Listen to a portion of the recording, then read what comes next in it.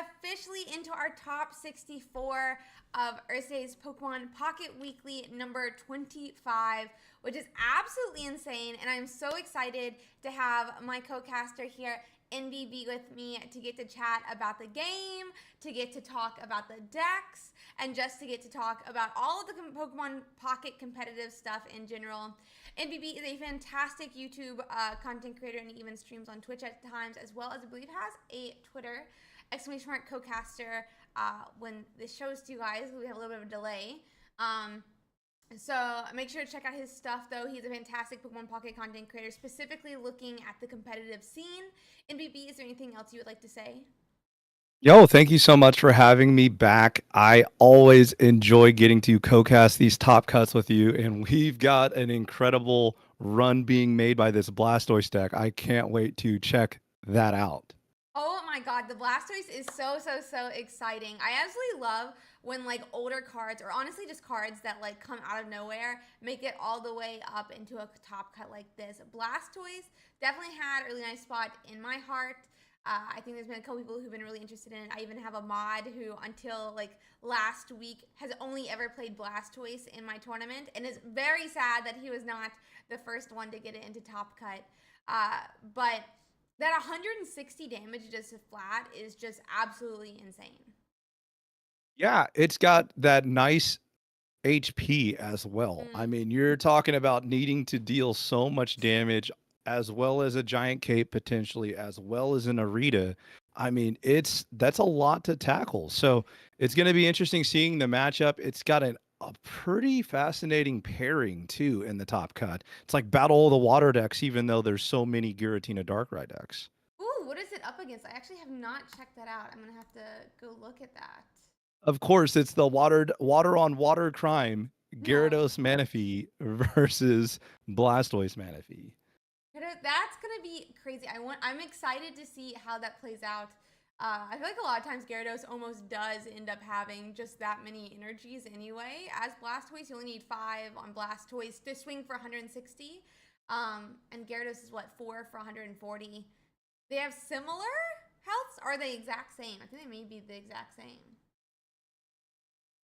Yeah, the deck.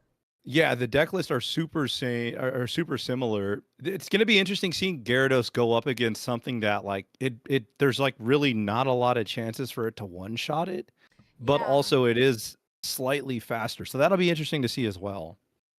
Yeah, for sure. Like it's like slightly faster and at the same time kind of slower, because it only needs 3 energies to attack for 100. But then that's less obviously than 140. But if you're having a 2-shot anyway, I'm also interested to see like how it's like side attacker works, because obviously Gyarados is running that origin form Palkia, but I believe Blastoise is using Articuno. Yeah, and you know, a lot of the times the worst thing that you can have happen to you as a Gyarados player, and I don't know, a lot of people in the chat have probably played the deck, is opening with the origin form Palkia. The comparison that I would make in these two decks is the choice to run the Articuno from Genetic Apex kind of shows, hey, even if I open this, at least I only have to pay 1 energy to retreat out of it. Whereas with the Gyarados decks that we've seen traditionally, they have cut Leaf. And so opening Origin Form Palkia, you're pretty much in there and just kind of stuck. So that'll be an interesting, battle that could come up early game. And that's also another reason why, like, it makes me want to play Articuno over the Origin Form Palkia in the Gyarados deck. Yeah, it seems pretty nice actually to be able to have that 1 retreat cost. I guess you can't swing for 120 in the way that you can with the Palkia origin form, but Paralyze, as we've seen lately, is just an absolutely insane effect. Sadly, it isn't Paralyze is never assured, which is always an issue, but will be interesting to see if that comes into play with that matchup. Yeah, and who knows? We may see a timely Paralyze, because the thing I look at with Origin Form Palkia versus Articuno, if you're flipping heads on either one of those, you're feeling pretty good about life. But if they line up a Paralysis on a Gyarados and then switch into the Blastoise, that could potentially also be lethal. So a lot of stuff to pay attention to in that matchup. Can't wait to check it out, hopefully. Yeah, and there is just so many really interesting decks, or a good number of really interesting decks. I know even you and I, though, are having a conversation before the tournament about Giratina Darkrai. It's almost 41 of our 64 this week, which is absolutely insane, and I think a level of dominance that we haven't seen in prior tournaments.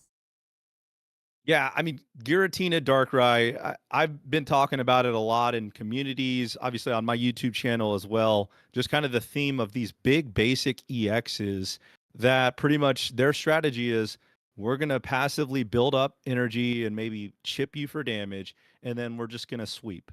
And that's going to be really tough for decks to overcome. However, there are some good counters currently in the meta that hopefully can, curve a little bit of the most dominant deck that, in my opinion, we've seen in the game so far. I think Giratina may or may not be the best individual Pokemon that we've seen in the game so far. So a lot of pressure to kind of counter that deck. We'll see if some players can manage to pull that off. But right now, it's hard to bet against Darkrai Giratina pulling a win off in this tournament. Yeah, I definitely think Giratina is a really dominant card and really strong. We're seeing it in so many different decks. We saw it with a Lake Trio last week, with a Dragonite last week. We've been seeing Mewtwo Giratina. We've been seeing Darkrai Giratina. But definitely, arguably, there must be some level of skill expression, right? For Bixie, who, for those who don't know, for week 24 and 23, Bixie's our first ever back-to-back winner of the Ursiiday Pokemon Pocket Weekly, both times with Darkrai Giratina.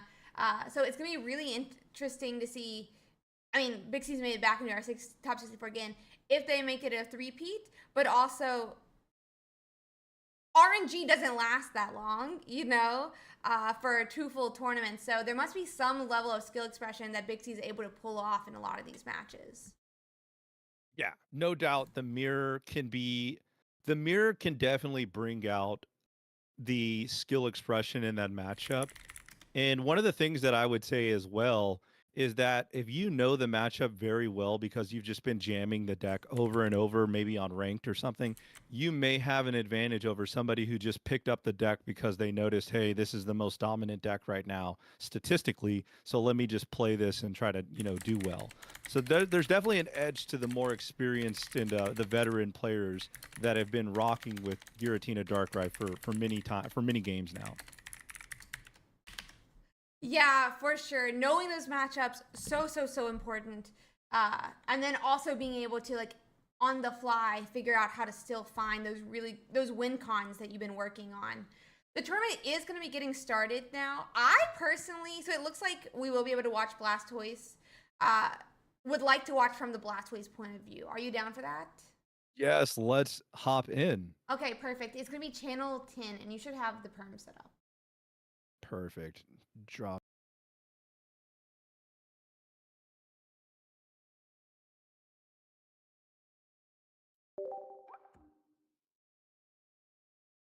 I think we got it right. Yep, it looks like the game is good to go. I'm just making sure that I'm just getting it set up for us here. As we keep talking about it, I do realize there is also going to be one huge difference in this, and it's that Gyarados only needs a stage 1. Oh yeah. I mean, it only needs a stage 1. The big difference that I see in the deck list as well is the Iono in a stage 2 deck. So it's really good to see some of the new cards being utilized in these stage 2 decks. Hopefully Iono maybe fixes a hand for Blastoise to be able to curve out. And again, like I think the biggest thing that we're going to be paying attention to is going to be what's the opener look like? If both players open Manaphy, which player goes second? If both players open up, Origin Form Palkia versus Articuno, we're going to need to see kind of how they navigate that pivot. And maybe the Articuno player just decides to go ahead and race because they're going second. So there's a lot of things, kind of mini games and micro decisions that are going to be big factors in this matchup. And hopefully we're in for a good match. Yeah, I definitely am excited to see how it goes. I'd love to see, obviously you don't actually use Iona ever to For the most part, you don't use Iono to disrupt the opponent's hand ever. But sometimes I feel like with Gyarados, how they play really like telecasts, broadcasts what's in their hand. Like if they have Gyarados or things like that. Yeah, So I wonder if we'll see anything oh, like that or not for for sure. today.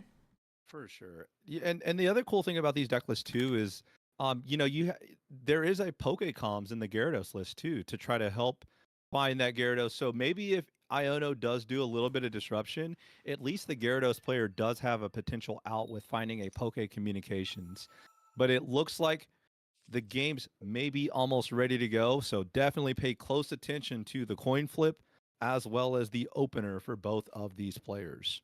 Yeah, this is gonna be really interesting to see. Hopefully, they have a good start. I am covering up the hands while they pick their first Pokemon here. Not that I guess in this matchup it totally matters, but just always nice. We'll have to see what Shu decides to play first. Looks like they have a couple of options, and it looks like we're getting started. Here we go. So yeah, Yeah, everything's up. Manaphy on Manaphy here. We'll have to, I mean, we'll have to see what they end up putting down as well. Sometimes I wonder if you shouldn't put, if you're going first, if you shouldn't put a second Pokemon down behind your Manaphy in case they like Sabrina around the Manaphy to like disrupt it. But maybe it's not like the biggest concern. It does look like we're gonna put Articuno and a Squirtle down, especially we do need to get the evolutions out. So it makes sense for Blastoise. Yeah, I mean, in this scenario, Sabrina does kind of soften up this opener, but the fact that they're going second, the Gyarados player, is also advantageous for them. So both players open Manaphy. Now it becomes okay, who gets the first attack? And wow, that is a massive Oh. whiff. Yeah, attaching to Manaphy and passing. I mean, it spells out what's in your hand, right? And it's no other basic. Our Missy is going to hit heads here, which is going to be nice. And it looks like we're setting up the Articuno instead of applying more energies to our Squirtle. Wow, you've got to be on alert here for a donk. Yeah. You've definitely got to be on alert if you're the Gyarados player here. So let's see if they can play some Pokemon down. But right now, this is a potential disaster for the Gyarados player. Yeah, the energy's already on Manaphy. All we have to do is retreat. And it looks like that's a concede. So, Oh, no. no second basic. Oh, man, I mean, you have everything that you can ask for. You're going second. You open Manaphy, but unfortunately, just not being able to find another basic just leads to almost an immediate concede. So Blastoise, the chat's champ. I know the chat has to be going nuts over Blastoise taking down game one, but Blastoise takes home the first game without even appearing on the board. Really strong showing. Yeah, my Blastoise not even to have to appear. But the threat of that Articuno swinging for 60, just one more turn away, is enough to scare away Gyarados, it looks like. I'm waiting for them to get into game 2 here. And then we'll be able to get our match back up. Yeah, and you have to imagine that, there was multiple outs, right? You have 4 other basics that you can draw, and you also have Giant Cape that you could have had. So to whiff right there, that's a pretty crushing defeat. But here we go. Let's get into the second game. And again, pay attention to who's going first and what they open up with here. And it looks like we are starting with Manaphy again for Shu. And Arca's got it again as well. Really nice for both players. Gyarados is going second again. They have a chance here. Yeah, and another big thing that, a lot of people kind of overlook here is the sequencing. So you're going to see double Pokeball come down, and it's going to fetch a couple of basics, and then you're going to see research. And again, like that just kind of the mindset behind that sequencing, and I know it's obvious for a lot of people, but maybe for people that are still trying to optimize the order that they play cards here, they're just trying to find evolution pieces because they know they can for sure find those basics using the Pokeballs. Yeah, it decreases the number of basics in the deck or Pokemon in the deck as well. So when you research second or third, in this case, since there are two Pokeballs, it doesn't only increase chances of getting the Wartortle or the Blastoise that you really want, but also a second research, more of those supporters that you're going to need later in the game to get set up. And this time, Arca does have a Magikarp and a Palkia to attach back with this Manaphy. Yeah, this is ideal for honestly ideal for both players for the most part. But with the advantage going to the player that went second here, navigating this play seems relatively simple. I think you're probably going to evolve if you have the Wartortle. You're just going to go ahead and ramp with Manaphy, and you're probably going to pass. There's no Dawn technology for the Gyarados player to utilize here, so there won't be any kind of like retreat into Palkia origin form and then Dawn. So you can almost rest assured your Manaphy should get one more turn unless you get Misty High rolled. Yeah, and I mean, there's always the concern of it, but even then, Palkia does have a chance they hit heads, and then even like a cape is not going to protect your Manaphy in the way that a cape on Arca's side could protect against an Articuno attack. Yeah, I mean, right here, I think we're gonna get to see the traditional, 1-1-2 prize mapping where they're probably gonna, this Manaphy's probably gonna go down in the active eventually, and then hopefully, you can send in that Articuno, maybe flip heads, get a paralyze, and then hopefully finish things off with a Blastoise. But right now, I would definitely say that Gyarados is sitting pretty good, especially evolving on curve like that. Yeah, getting that evolution immediately after putting that Magikarp down is just so nice and a lot more comforting than not running to any of those Pokemon like Arca did last game. Was also checking the deck list. It is an open deck list tournament for those who don't know. So it's always a good habit to go back and double check the deck list, know what your opponent could be playing the next turn. But we're already to Wartortle, and this next turn, there's going to be two energies on both attackers on the bench now. Yeah, this is all everything that both players could pretty much ask for when you talk about who went first and the ideal opener and then who went second, the ideal opener. Another interesting point to point out with the Blastoise player that we're watching, there is no Sabrina. So there's not going to be a chance where maybe you knock out the Manaphy, Palkia comes in and you can Sabrina the Gyarados in and put some damage on it. You're not going to have that ability. However, there is an opportunity for the Gyarados player to Sabrina and get that potential Wartortle or Blastoise into the active after knocking out this Manaphy. So that's definitely something to pay attention to as well. Yeah, that could be pretty disastrous, especially if they hit heads and are actually able to knock out. I assume we'd put up the Articuno, especially with already a Wartortle on the bench. But always a chance otherwise. I'm interested to see as well how these different how we like prioritize the Blastoise and its energy, because I feel like most of the time you're gonna have to two-shot that Gyarados, and now we're 100% gonna have to now that he's got Cape. So attacking with 3 energies is not really gonna change the plan too much, or 4 energies, since you're gonna have to minimum two-shot, and you can always follow up with the 160 the follow-up turn. But we are choosing to go with Articuno here. You're going to need to flip heads right here on this attack, in my opinion. Flipping heads is going to be very monumental to taking a little bit of the momentum back and maybe forcing the Gyarados into the active before your Blastoise hits the active. I think it's just monumental right here. If you're the Gyarados player, you want that Blastoise in the active before your Gyarados gets hit. I think that's probably the best case scenario. Right here, I think Articuno is going to get the energy, and I think Articuno is just going to have to flip heads. I think that's the path. Flip heads or the Palkia hits tails, I think could also be. But we do hit heads, just like you said, and there is no like Pokemon Center lady that could take the paralyze off of this Palkia. We could see a heal from an Irida, but yeah, and the interesting part here is if you use that Irida, right?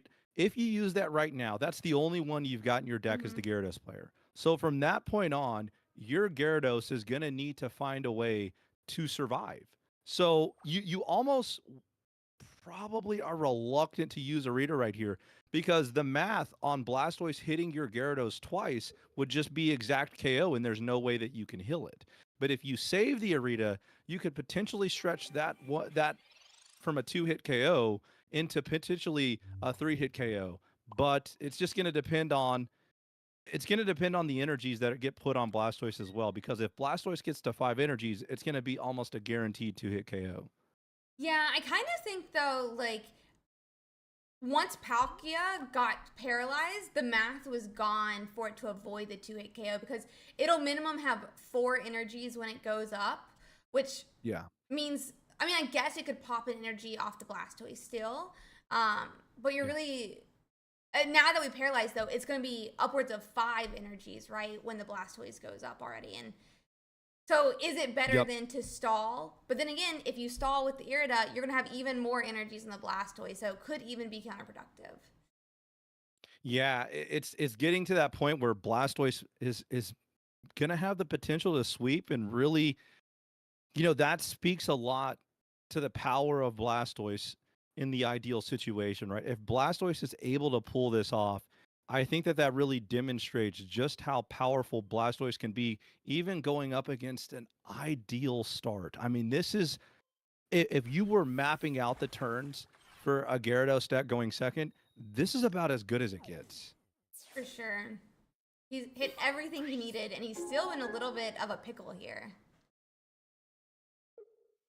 So what do you do here? Do you send in Manaphy and try to get a second Gyarados? Looks like no. Okay, here we go.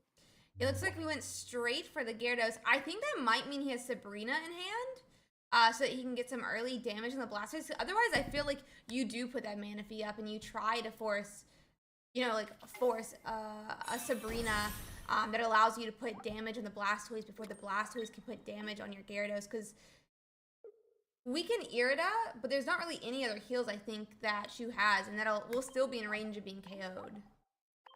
You got to be really careful here. You put the energy on the Gyarados on the bench. Now, you got to be a little bit worried about where this discard happens. And it hits the Gyarados. So you're not going to get that. You're not going to get that second Gyarados ready to go unless you hit a Misty now, pretty much. 100%, yeah. And now this Blastoise is definitely going to two-shot. There is no Cyrus, so we, I guess, could run away for like a turn or something like that. But as you said, it's not like you can set up a second Gyarados for that runaway. And we're seeing an Iono here. There was no red in hand. I believe red would probably be able to do all of the math that the Blastoise player would need. But here we go. Blastoise swinging for 160, and now the pressure's on for this Gyarados player here.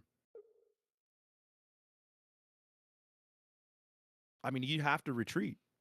You have to, but like I feel like you're not gonna get anything from it. We're gonna have to hit a Misty if we want to do this retreat. Oh.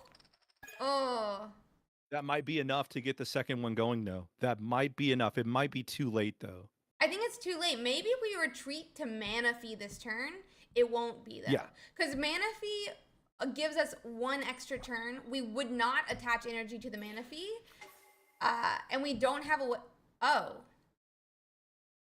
You can't attack. I don't know about that one. Yeah, I don't know about going back to this one. Unless we have like we want to hit the other Misty. But I don't know about this. You just absorb the damage on your Manaphy, and then come in with a fresh Gyarados. There's no Cyrus or Sabrina in Shu's list, so it's not even like we could go around the Manaphy. I think you had to go to Manaphy that turn. Let's see, if Manaphy would have came in, it would have been knocked out. Now you would hit for 140. And then Blastoise would go to 60. Irida doesn't save it. You would have won, right? Yeah, you would win. As the Gyarados. Potentially win from there, yeah. Yeah.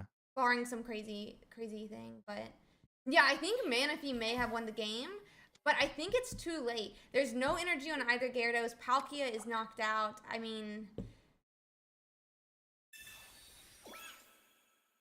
Misty... This doesn't do anything. I mean, I don't... I mean, because you can't Misty and Red in the same turn, but I Yeah. think that the Gyarados player had a window that could have potentially saved the game.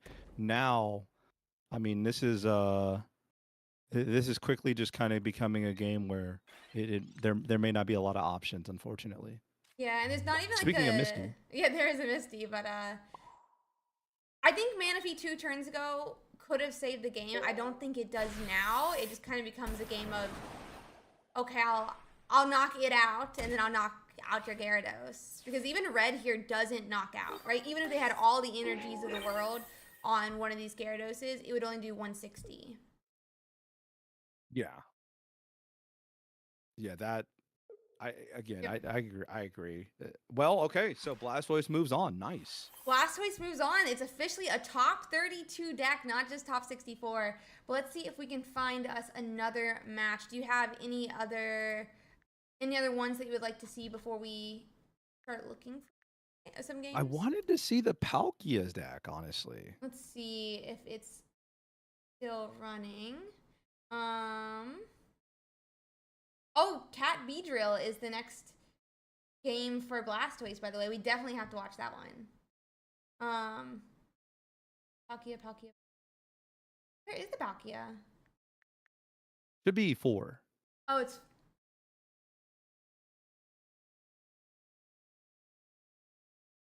okay. Not sure So if they're it's not still going. done yet. Let me Okay. see what channel they're in. Gotta keep. I know from the Palkia point of view, it's 4. Okay, so it looks like Palkia is down a game.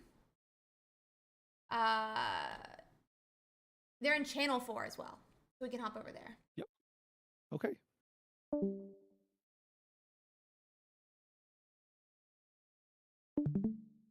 Okay, so let's get up the stream. Can you let them know what's happening? They're in game 2, just a heads up, and I'll get the stream set up. Oh, we cannot hear you for some reason.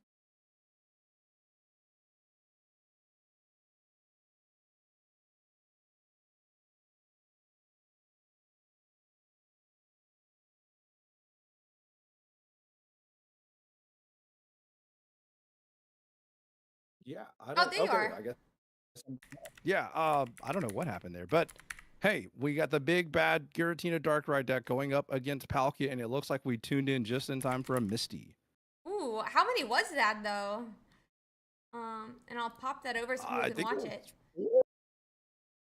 Yeah, I think that was 4 heads on a Misty going on to an Origin form Palkia. It's gonna take a big chunk out of a Giratina, but right now we've got a pretty interesting board state. No Manaphy's in sight, but a lot of Palkia, a lot of Giratina, and a lot of Darkrai. Yeah, that is for sure. No points taken, like you said. And that while we have 5 energy on Origin form Palkia, there is only 1 on Palkia EX who is the one who wants 5 energies.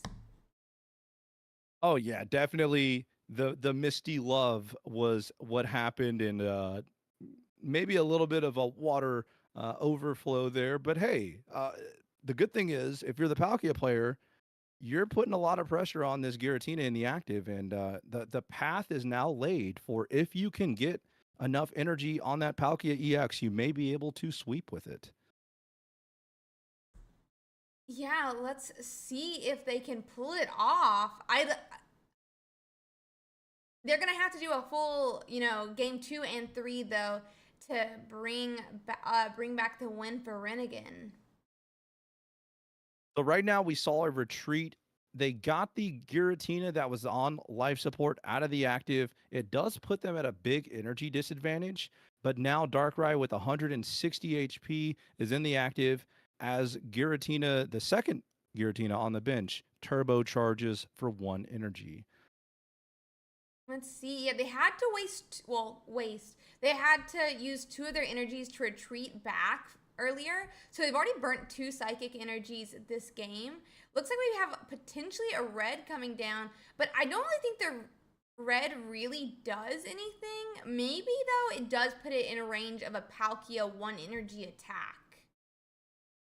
The math that I would look for right here is healing math. So is there any? Okay, it doesn't seem like there's 2 potions. So the only thing that I can think of is they are using it preemptively to maybe nullify the effects of a double potion heal. Mm, But they did flip heads. So yeah, okay. because 40 heal from 2 potions would still put it at 60. And I mean, honestly, that's the only thing I can think of. It's not going to matter because there's no other Pokemon that can deal, 60. So I don't know. That is something that's a little interesting there. Yeah, my concern would be like a caped Giratina is 170 slash like another, but maybe all the capes been used. Uh, but like my point is like Palkia couldn't one shot without a red, but any damage obviously puts it in range. But let's see. Yeah, only one giant cape. So there's not even another giant cape. So Yeah. And then looking, let me make sure I get Renegan's list up here as well. they do. Saiba is running a Mars, so there's a chance they're like concerned about like not finding the correct cards, so they burned red early. But yeah, it could be that potion heal, like you said. They are gonna knock out the one Palkia. Yeah, and the potion right there pushes Darkrai out of range of getting hit for 30 and being knocked out right here. So that is a little bit of a tough break. I don't know that they're going to have a second attacker ready though. The Giratina Darkrai player. This is actually going to be really really close. Let's Team see. Rocket Grunt is a card that could kind of change the outlook of the game as well, because the Giratina Darkrai player is packing 2 of them. And honestly, if you're trying to figure out like why they're playing Team Rocket Grunt, my opinion is that Team Rocket Grunt is specifically for the mirror match. Being able to Team Rocket Grunt an opposing Giratina or Darkrai and hitting more than one energy, or even just one in some scenarios, is enough to basically turn the tide in a mirror match. So if you're anticipating a lot of Giratina Darkrai, Team Rocket Grunt is definitely a card that you might want to entertain. And here we go. There's a Team Rocket Grunt. Yeah, popping any energy off of Giratina, especially like when it's like barely set up, like just at 4 energies, it's like a 75% chance you're gonna hit a psychic energy.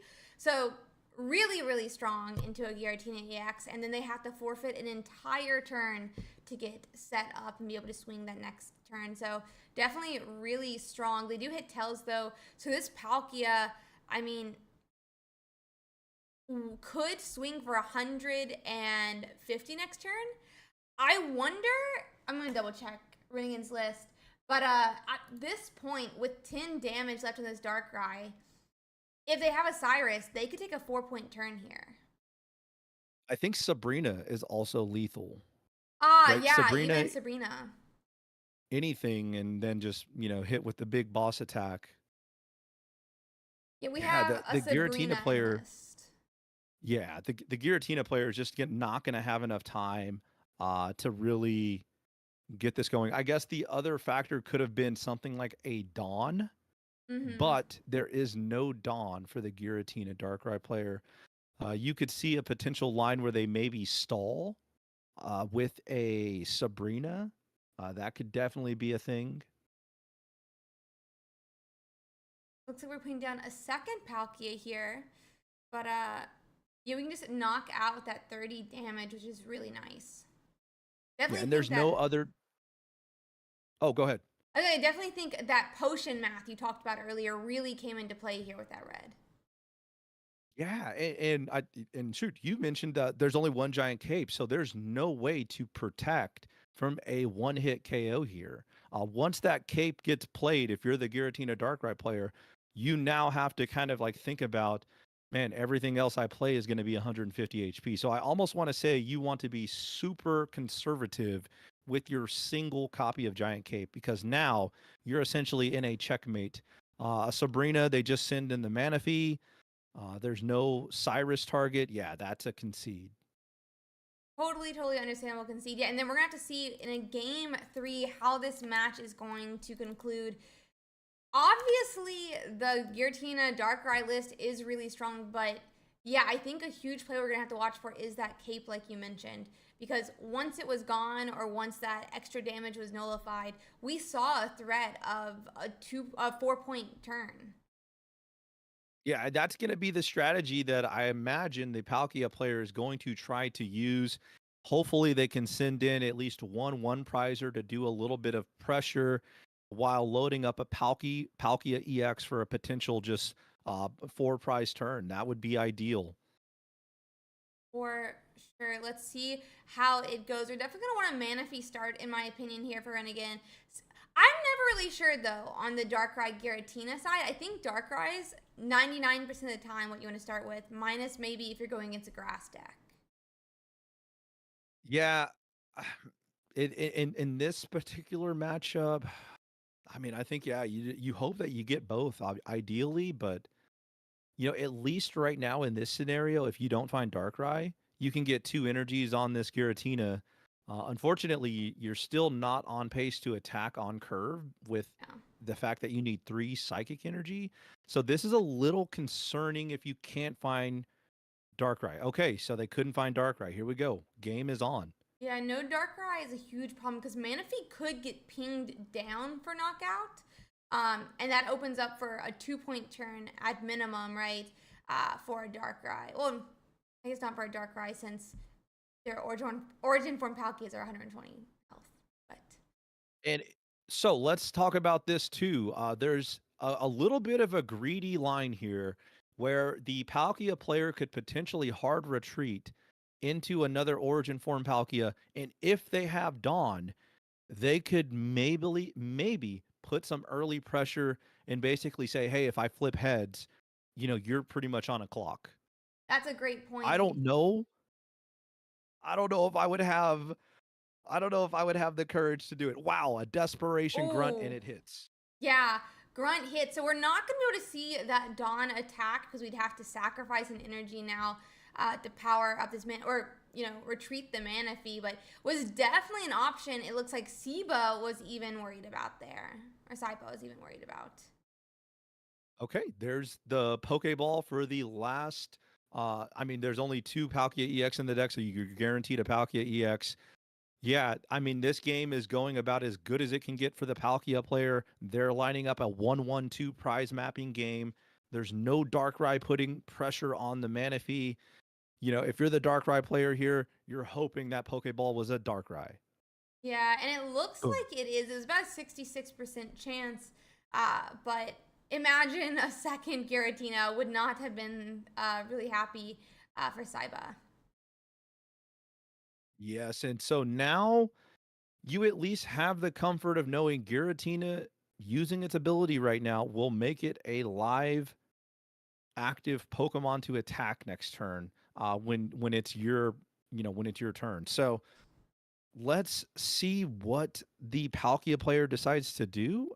They would be losing a turn of charging their Palkia EX if they decide to attach an energy to the origin form Palkia. Yeah, it's a great question. Because even without the Cape Renegade could be in range in the future of just a ping from Darkrai. Now there's already the 4th and 5th energy on Saiba's Giratina and that 130 attack. Looks like we do choose to continue to power up with Manaphy. I guess. Wonder. Yeah, go ahead. I wonder if they'll actually go for the knockout of Manaphy here because if Manaphy gets knocked out by the Giratina, it would be down to 130 health, and that's in range of a red Palkia heads. And with 3 energy on Palkia Origin, they can already power up that second Palkia or that first Palkia EX. There's too many Palkias on board. Yeah, I mean, if you choose not to attack here, Cyrus is a card that you could kind of use to get that prize eventually, and you could Mm-hmm. maybe set up a 2 knockout turn where you Cyrus the Manaphy back into the active, you ping it.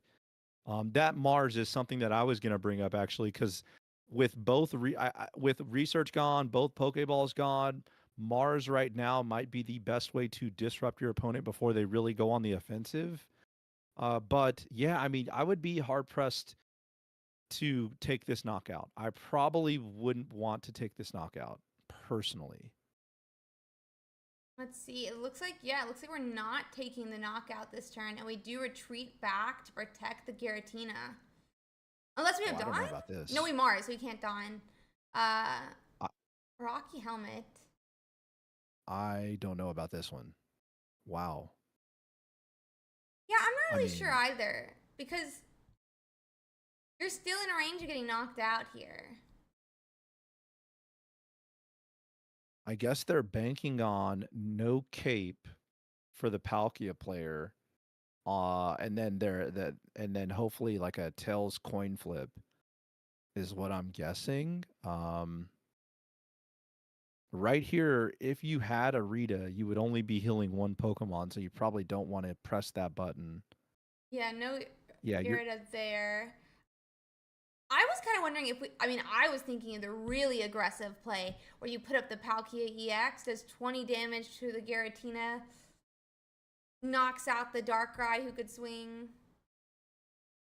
I think it leaves you a little vulnerable to that Cyrus Darkrai ping, and that's probably the only reason that you wouldn't want to go that far, because your Palkia will be at 130 just in range of Giratina knocking it out. Yeah, true. I think that's probably the only reason why they decided against it. This is just the safe, conservative play, right? You're denying the prize, applying pressure. You're almost pushing this into a game state where it's going to be very difficult for your opponent to overcome this as if you're the Palkia player. Yeah, it's going to be really, really difficult. I mean, any damage in this Darkrai does knock it out now. Keeping it out, probably not the best idea either, but I don't think you really want to retreat, because then that's 4 points, right? Like, you essentially cannot retreat this Darkrai at this point. No, you're going to have to take the prize right here and, just hope that Giratina is enough to finish the game off. For sure. Because this will be a knockout, but it is going to come at the expense of, again, the Palkia player has set up the 1-1-2 prize map almost perfectly. Yeah. I guess there's a line where you knock out the Palkia. Okay. Nice use of Dawn here. Yeah, you really knock nice out the Dawn. Palkia, and then you Cyrus the Manaphy, and hopefully you have the second Darkrai. Yeah, that's definitely a line. But I mean, right here, like you can't, like, Sabrina's dead, right? Because they're just sending the Manaphy. Yeah, Sabrina's and you dead. almost like can't attack. Yeah, you essentially can't. It's actually something I was thinking about a second here. Is like the cape feels nice. I quote unquote can't get one shot without a red now, but Giratina negates that, right? When it comes in and it's putting itself back in that 150 range. But look at that, just as you said, they Cyrus it up, they're gonna ping it. But that Palkia, because you just put in Palkia EX now. You don't put in baby Palkia. Yep. And now we've got a little bit of a standoff. The line here is use Sabrina if you're the Darkrai player and pray they don't have red. That's the out. But you can't Sabrina because you just Cyrused. Oh, I'm talking about next turn. Oh, my bad. Yeah. So if they don't have red, they can't one-shot you. So they deal 150, and then I guess you would force the tie, worst case. I don't know about just not attacking. Are we just saying that you won't have red? Because red seals the deal here. I think they're just banking on using Sabrina. I think that's kind of their game plan, or top decking it.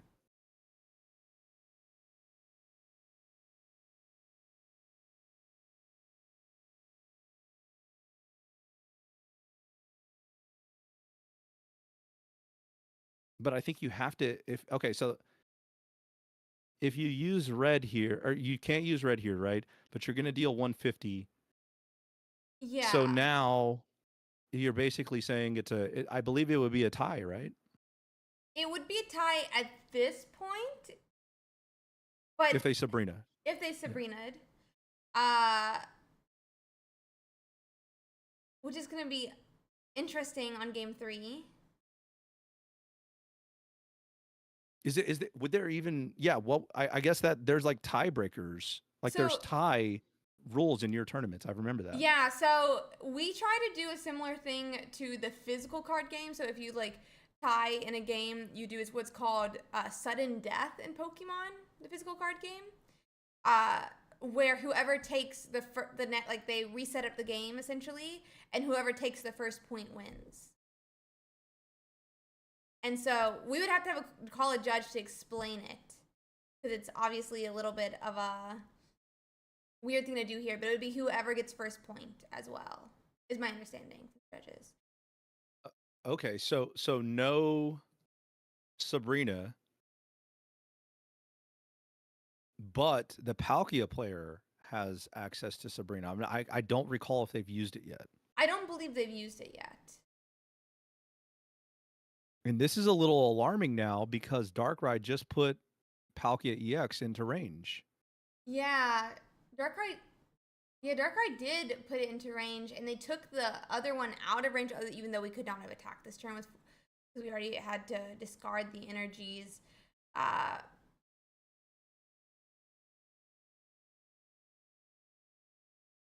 it's gonna be Sabrina and pray you hit heads essentially here, right? Because both of the Pokemon coming up are in range of a heads knockout on the baby Palkia. But I don't think you can. Can you even put the baby Palkia in? To retreat and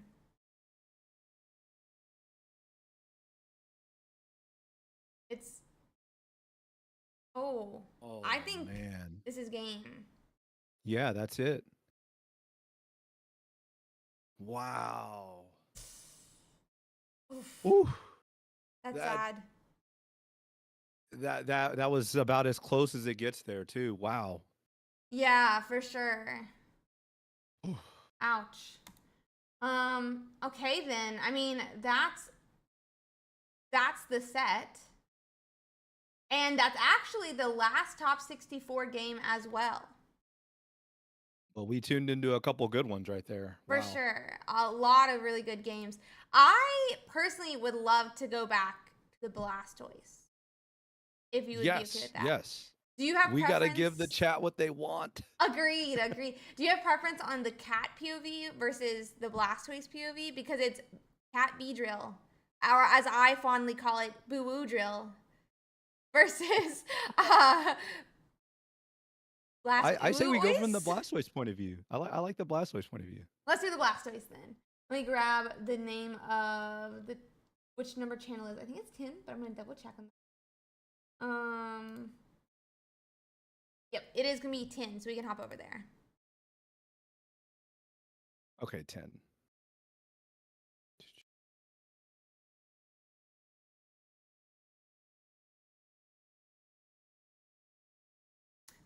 Let me quickly. I'm just pulling up the bracket here too. Oh my gosh.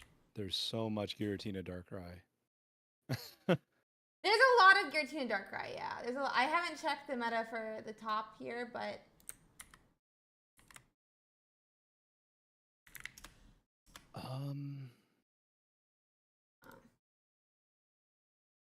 we'll pop this up in a second. Once they start their stream again, looks like their stream go down in between matches, which is completely understandable. I'll get the name set up. I want to say there's about 20 Giratina based decks in top 32 based on my count. I might have miscounted by one at least, so keep that in mind. But yeah, the whole top part of the bracket is just all Giratina Darkrai, and we've got the Spice in the bottom half. So, man, this is gonna be interesting to see.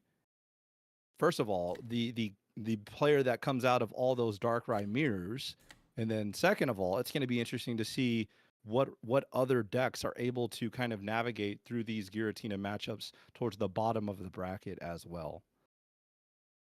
Yeah, I completely agree. I'm interested to see. I am interested to see what makes it out of the bottom bracket, or even like what other than Darkrai Giratina makes it up as far as it can throughout the tournament.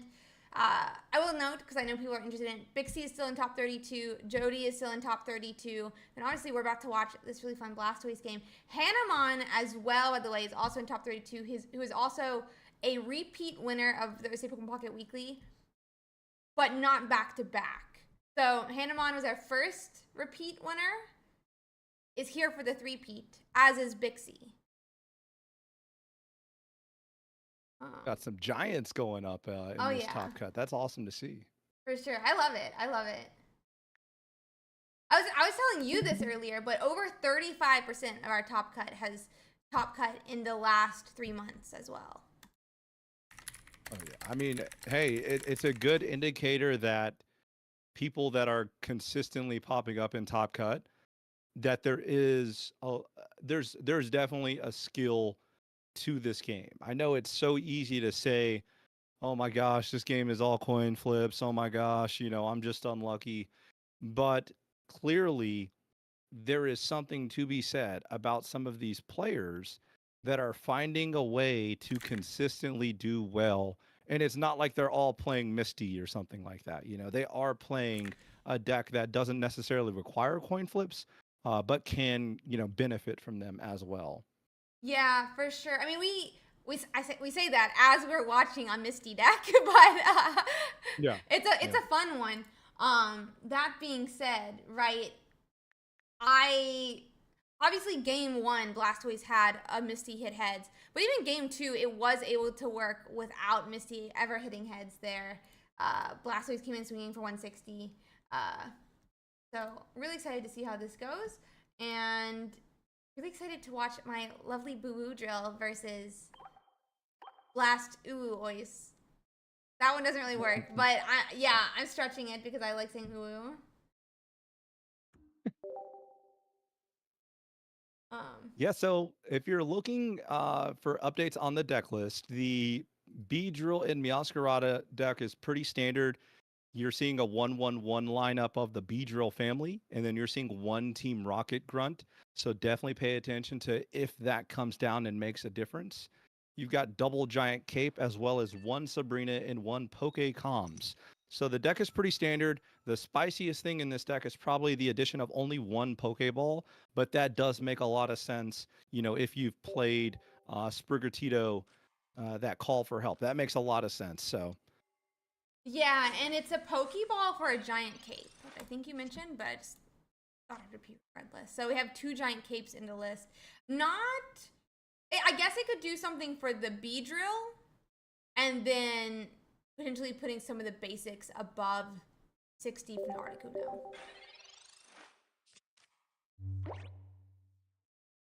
So let's see here. yeah, Manaphy starts, Sprigatito on the other side. Manaphy going second, though, so that is pretty decent. I believe. Oh, no. Yeah, they went first. I'm sorry. The Manaphy went first. Okay. Yeah, and so then Sprigatito calls for help. We'll have to see if they got a basic or not. But hopefully she'll be able to find a basic to attach those energies from Manaphy to.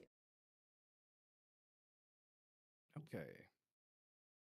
So a lot of cards in hand for this Sprigatito player. And, this is a big reason why you are starting to see a lot of these Giratina Darkrai decks packing 2 Mars. They basically use one for disruption and then one for after you've KO'd one of their EXs.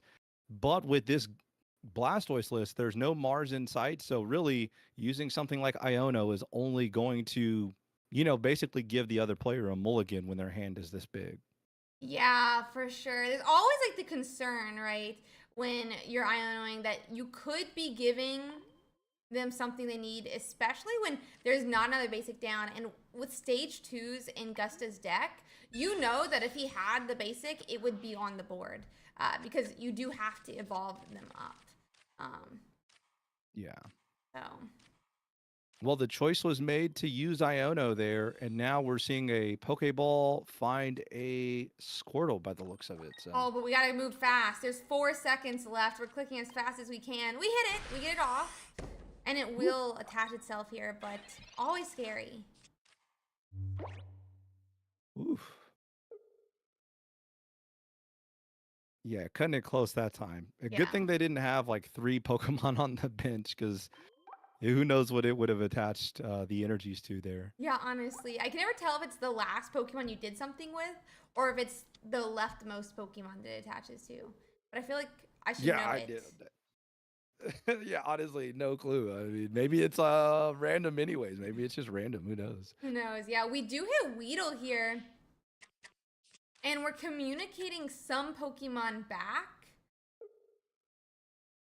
I really like that synergy. About the cry for help, or which synergy? Yeah, the cry for help and then Pokecom synergy. I love that. I think that's so cool. Yeah, it's really, really nice. I think it's an interesting choice we're making here, too, to go on and evolve up to Florigata. To me, that would mean there's a Meowscarada in their hand now, personally. Yeah, it sounds like they probably have all the pieces to the puzzle for them to go ahead and make a decision like that. Either that, or they sense that they can immediately start pressuring because they noticed, for example, that there's not a lot of options on the Palkia, or excuse me, on the Blastoise's bench. Yeah, that is a concern for sure. Like, you already have, there's only a Squirtle down. We obviously had to Iono last turn to find some basic, or we would have put that other basic down to, you know, get the second energy that Manaphy can apply. We're gonna cape Missing the War Turtle here feels bad. Yeah, no, it feels mega bad because if we have a Sabrina come down, this I assume is going to be 60 damage into this Squirtle, and War Turtle doesn't take 2 swings of that. No. Luckily, it does retreat at one. best. Yeah, I was gonna say at best you're just hoping that you can Arita the damage away, but yeah, this is dangerous waters for the Blastoise player right here.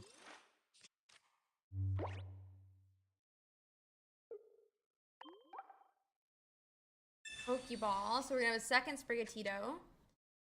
Yep, and that worked out perfect. Who knows what they sent back with Pokecoms? It could have been that very same Sprigatito, and now they're getting value out of their Pokeball. So that's always nice to not draw a dead card or have a dead card in your deck. Meowscarada comes down as anticipated. We have the basic. I think it's gonna be a huge question. Kakuna as well. Uh-oh.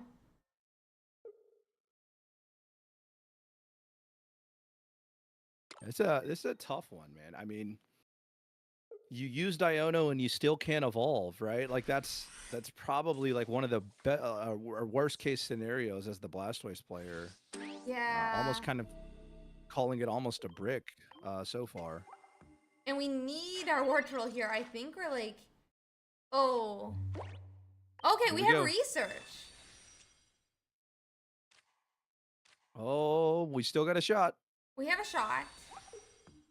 And we can still retreat back to Articuno if it gives us Articuno. Oh no, it did give us Articuno. I'm sorry. I didn't know that it would do that to you. I'm sorry. Spoke it into existence. Yeah, I gotta stop manifesting it. I'm sorry. But you could at least retreat back to the Articuno. It survives 1 hit, and maybe like a Misty, the follow-up turn could lead to a Paralyze, but that's a lot of ifs for sure. Yeah, I mean,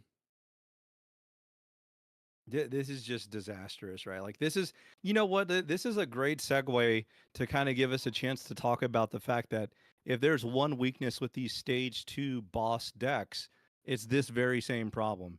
It's not finding your stage 1 or not finding your stage 2.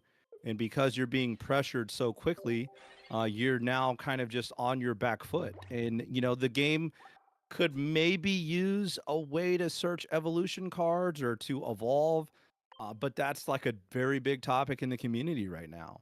Yeah, for sure. I'm really interested to see if they'll give us any more like evolution search. I think to some extent, like, kind of have with Pokemon Communicator, in the essence that, like, if you run more basics, it doesn't work, right? But if, like, in the case of Gusta right now, if he sends one of his Pokemon back, he's going to get an evolution, right? Because he's already found all of his basics. So I'm interested to see if they do something. But I also don't know how, like, I feel like most evolution cards, maybe like minus like Great Ball or something, are normally like discard cards. And so I don't know how discard would work with a 20 card deck. Yeah, I'm almost reluctant to say that another type of ball would like work. I mean, maybe something like a timer ball where you flip coins to find an evolution Pokemon potentially. You know, maybe that's a Timer Ball do? card. If you so basically you flip 2 coins, it's an item card, and for each head you get to find you get to search your deck for an evolution Pokemon. Interesting. So, you know, they could nerf it and basically make it to where, you know, you can only find one evolution or something, but you know, that's an option. I think when we start getting into other trainers that you know, they're almost bad words now. You talk about rare candy now. It's almost like a bad word. I You know, don't and I like don't rare know that candy, rare yeah. candy would be good for the longevity of the game. Yeah. I think, like, an evolution instance would be interesting in this game. Yeah. Which those who don't know, you flip a coin. I think it's tails, you get a basic, but it could be the opposite. And then heads, you get an evolution Pokemon. Or, yeah, evolution Pokemon. Which would be cool. I kind of Yeah, like I was gonna say I think evolution instance is like guaranteed to find an evolution Pokemon. I want to say that's what I thought it was when I played, but I might be mistaken. Am I thinking of the wrong card? I'm thinking the one that got ran in Lugia V-Star. Let me check. Evolution instance. Yeah, search your deck for an evolution. So that's evolution Oh, instance, but that there is might be evolution another. instance. There's a different There card might be I'm another thinking one. of then. Yeah. And by the way, we finally found War Turtle, so that gets No War evolved. Turtle. So hey, maybe there's a chance. There's actually that's actually huge. I feel like. Now the biggest concern is what? A Sabrina and making your War Turtle absorb damage before you really would want it to. Yeah, they'd be concerned. Do you Misty the Articuno or do you Misty the Blastoise? If you Misty the Articuno, it's a little iffy because you know you're only getting one more attack with it. Yeah. And then like I would be a little concerned about Team Rocket Grunt as well as Beedrill's effect completely slowing down my Blastoise from ever getting to that 5 energy breakpoint.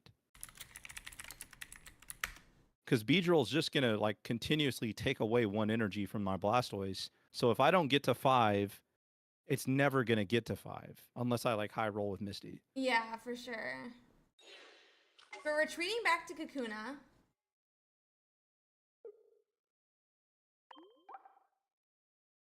I don't get the point of retreating back to Kakuna here unless we hit Beedrill.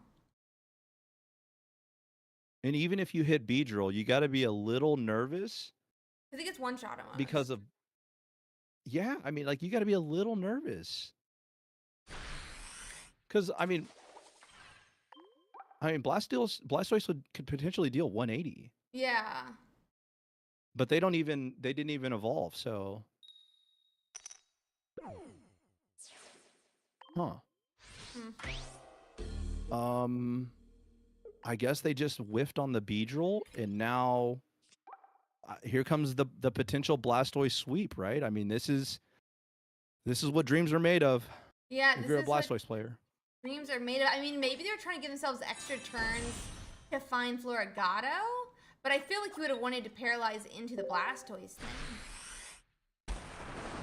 As we knock out here, the cat comes up and swings for 130. And then they're not going to be able to have back-to-back cats is the only problem, right? I mean, that's... If they hit Floragato this turn, they could have back-to-back cats, right? Yeah, yeah.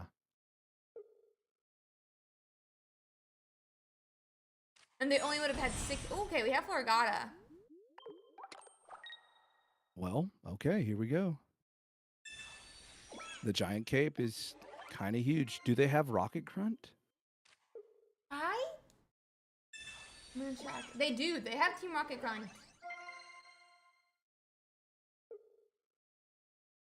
There's a red, so we're doing 150 now. Oh wow. Yeah, that might be too much to overcome. Yeah, it's too bad that they're not running Mars in Shoes list, but I think you have to Ursiiday here essentially to like. Maybe not. Yeah. Oof. So close. Yeah. And I would assume they have the Meowscarada in hand. 4 cards in deck. I mean, there's a chance, but yeah. Yeah, I mean, there's almost like no way that they don't have it. I mean, if they don't have it, then hey, you just you got away with one, right? I mean, that would pretty much be stealing a game. Yeah, at this point. Team Rocket Grunt. So I almost feel like we don't have Meowscarada. Hittels. Because there's no reason not to just attack here with Meowscarada, right? Oh my gosh. Oh, we actually... Bro, I'm manifesting for both sides. Bad things. Oh my. Oh my god. That's 160. That was a robbery. Robbery has been called. I mean, that's wow. Yeah. And that's gonna be... Hey, things are lining up for the Blastoise. All the stars are slowly shifting for the Blastoise player. I mean, 100%. They just have to do it again. But now they don't have to do it 2 times, so that's good. yeah, I mean that's a game where it never felt like your turn was any sort of ideal. You know what I mean? Yeah. Like you just played a game where nothing was pretty much optimal, and you still found a way to squeak one out. Really great job by Shu by pulling that off and staying calm, staying collected, and getting the win that they wanted. Yep. And now the Meowscarada player, I mean, hey, you know, you're gonna have to win back to back, but you do have tools like Beedrill and Team Rocket Grunt that can definitely slow down Blastoise from consistently doing one hit KOs. So you know, there's a lot of things that can still go right for you. But you are, I wonder how much that Iono disrupted the Sprigatito player. Like, you know, that's something that I wish we could have a little bit of insight on. Yeah, I would love to know that as well. It'd be really interesting. Maybe they'll come to chat afterwards and let us know. I've also been told the card I meant to say was Capturing Aroma. Capturing Aroma is flip a coin. If heads, search your deck for an evolution Pokemon, reveal it. If tails, search your deck for a basic Pokemon. That's what I meant to say. But yeah, Evolution Incense would be interesting as well. And we'll get into that game. We're starting Squirtle this time on the side of Shu, which I think this is the first time we've seen this, but definitely not the start we want. Nah, I mean the only bright side is you're going second, so you know you're at least gonna be able to ship a little bit, you know. Very true. Yeah, if Gusto wants to evolve on Curve this time, they won't actually be able to attack until they're a Meowscarada, so we're not really concerned about damage this turn. But I wouldn't be surprised if we see it continue to meow. That's certainly a way to use Erica. Wow. That's a really yeah, and I guess they're using Erica to stay out of that that range of War Turtle coming down on Curve and finishing off the Sprigatito. That would have been disastrous. Yeah, and it looks... Uh-oh. I'm gonna cover the thing. They're showing the odds. I hit it, but it looks like we have a odds chart for Iono. Really nice.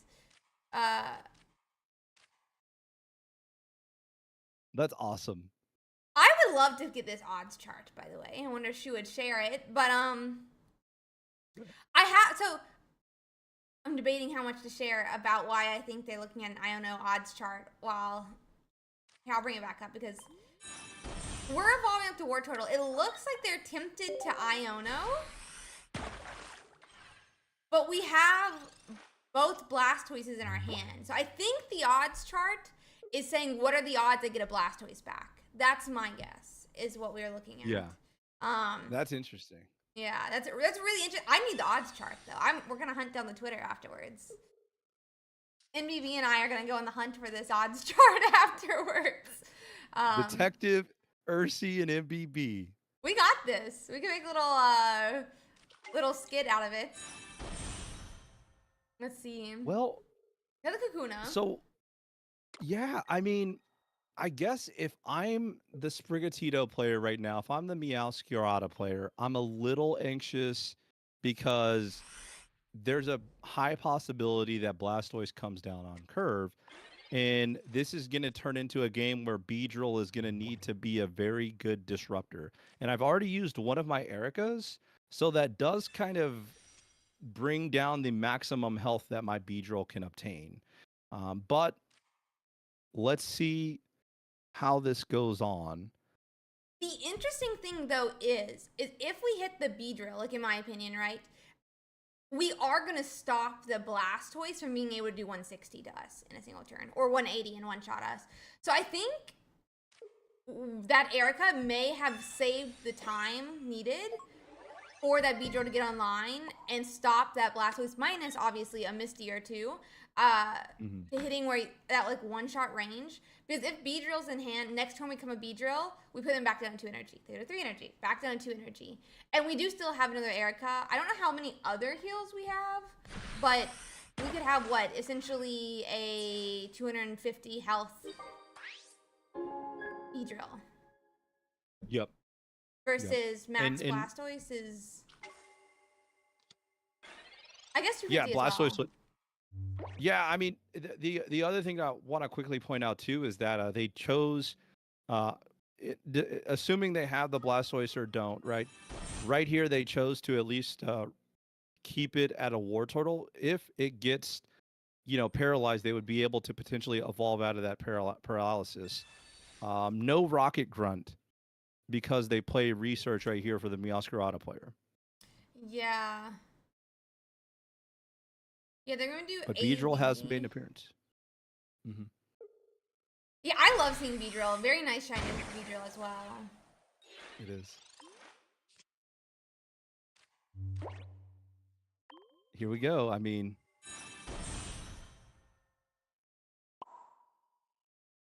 do we have one or what 2 Iridas? trainer do you play here? Or 2 Iridas in Shoes list. I was thinking of the Gyarados that had 1. So we could actually have a 290 Blastoise, I guess.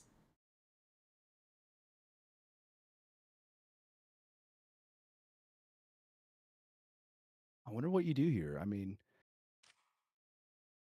I think that that's the correct play. Like if I had Misty in my hand versus Ursiiday, like if I had both, I'd probably go Ursiiday first because this gets me another turn. Yeah, I agree, because Iridating this turn means next turn we can Irida, and that puts us out of range of the next turn it knocking us out, and then we could Misty that follow-up turn. It's not like delaying Misty now or doing it now changes our odds. It'll always just be 50-50 if you hit a heads, and we need the 25% of hitting 2. The nerve-wracking part is if there could be a chance that if Meowscarada comes down, that I won't be able to out-heal that. Yeah, that's true.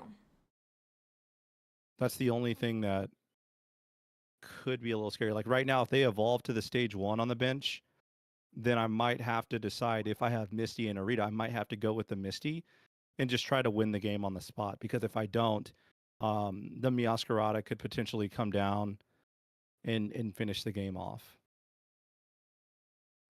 Yeah, it's definitely a concern. But they're taking a while, so I think they would slam down the stage 1 if they had it. I think so too. I think you just put the Florigata down. Does look like we're attaching energy.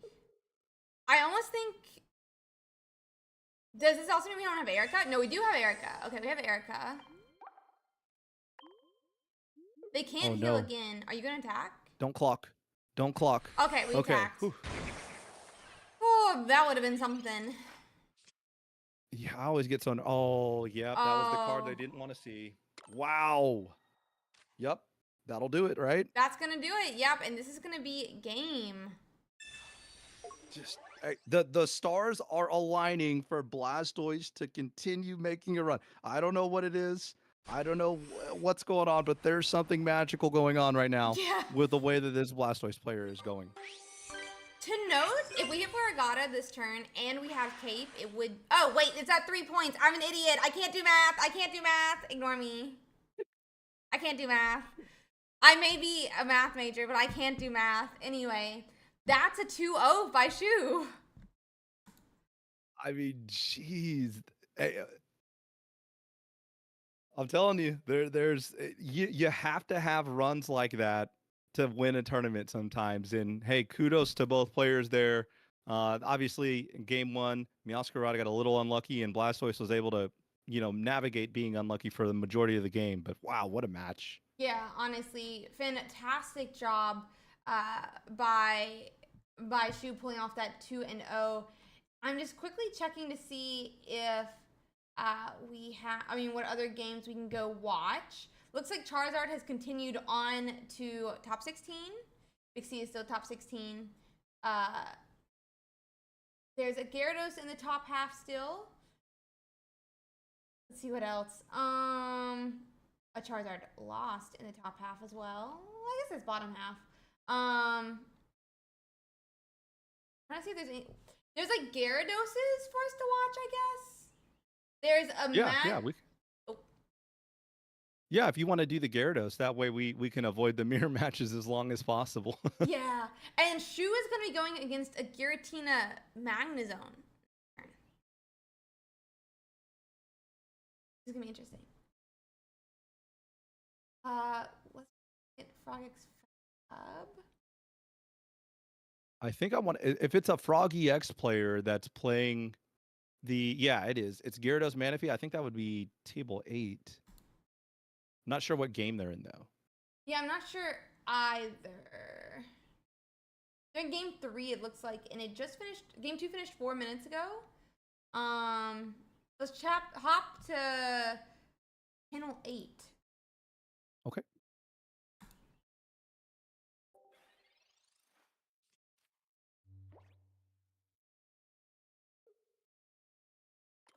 Okay. 0-0 is the points. Currently, there's a Palkia origin form in the active taking on a Giratina EX. There is a Darkrai on the bench that has 2 energies already, so that's something to pay attention to. And that is the end of the turn for the Giratina Darkrai player. So Giratina is ready to go. Darkrai is 1 turn away, basically, and now Gyarados hits the board. And we've got not really a lot of options here for the Palkia player. Yeah, it's curious. I guess we don't have enough energies right now on this Gyarados just yet. But Fire's just going to go and take a point this turn. It will put them to 150, which is in range of a Gyarados red attack. But Yeah, if I had to guess, it seems like Origin Form Palkia was the Pokemon that they started with, unfortunately. And assuming, let me check out the list. Yeah, there's no leaf, so they got stranded in the active with the Origin Form Palkia.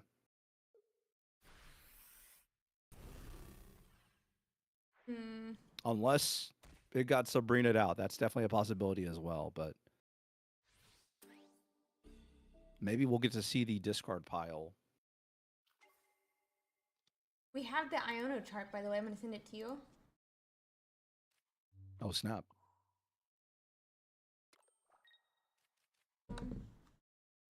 Almost knocked over my coffee, but we are back to the game. Let's see. Okay, here. so there's no Sabrina in the discard pile for the Giratina Darkrai player, so we can pretty much assume that the Gyarados player unfortunately started with the Palkia origin form. Yeah, that's not good ever to start Palkia origin form in the active spot.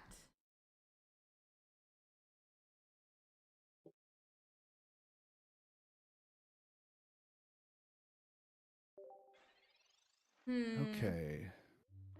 I mean, hopefully your Gyarados doesn't get. Never mind, Sabrina. Yeah, Yes. that's a. Luckily, he's 200 health. Yeah, Luckily, it's he's 200 just. health. I mean, what do you do now, though, right? You can't outheal the damage that you're about to take, and you can't really like pivot into anything else. Like, Yeah, you can't really retreat here. Oi. Well, hey, there's a Mars. Like if there's any way to come back, that's one piece of the puzzle. Probably would have did the turn before though, before we got Sabrina. Yeah. But Man.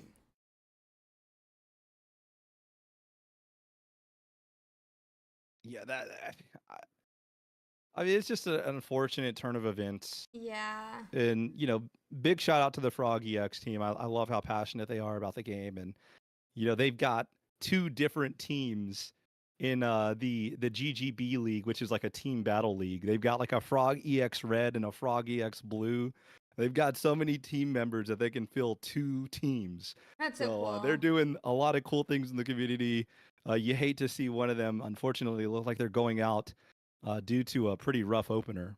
Yeah, they even have their own tournament series as well that they run every single week. So really great group, really, really great group. Sad to see it in this way, but it looks like, I mean, we're going to retreat back.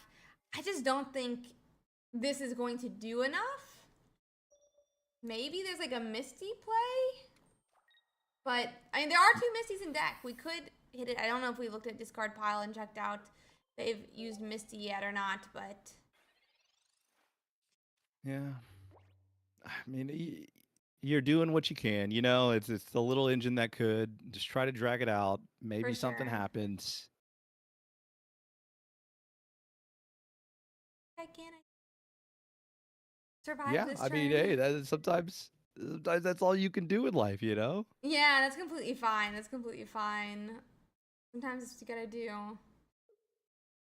Will they have Cyrus?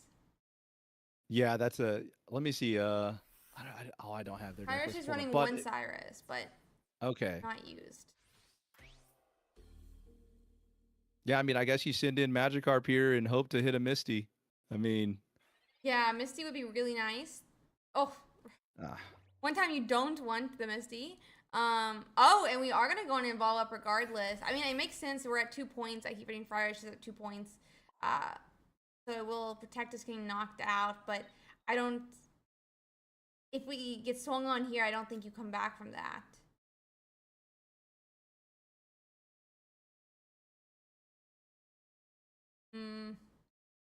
Yeah, just unfortunate, really. I mean, they did what they could.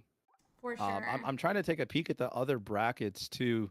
I know that Hannah was going up against a Gyarados deck with Darkrai Giratina. Let me see if I can go ahead and get a game count on that one. They're 1-1 right now, it looks like. Okay. Oh, okay. There's a concede there.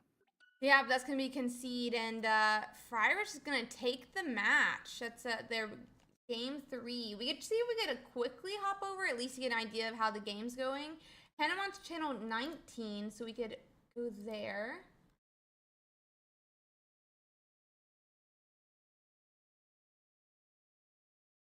Okay, just giving everybody a little bit of a setup as to how things are looking in this matchup. I know Ursi's getting this up on the screen, but there's a Gyarados with 4 energy in the active, sitting at 120 HP with a giant cape. The Darkrai player and Giratina player has 140 HP Darkrai in the active with a Rocky helmet and 3 energies, and a Giratina on the bench with 3 energies. So they do have 2 Pokemon pretty much ready to go, and Gyarados is knocking out this Darkrai, but it is going to be put at 140 HP, and that might be just enough for Hannah to move on. Let's see. Pretty sure Hannah's got this one, unless there's something that I'm completely missing. Yep. There's the energy attach, as well as the red to finish off the Gyarados. And it looks like Hannah is going to win this one, taking down that best of 3. So Hannah looks like they're moving on. Yeah, great job by Hannah finishing off that pretty poor matchup, I believe, for the Darkrai Giratina deck. I'm seeing if there's anyone else still playing, but I think that's our last top 32 game. Yes, yes. Let's see here.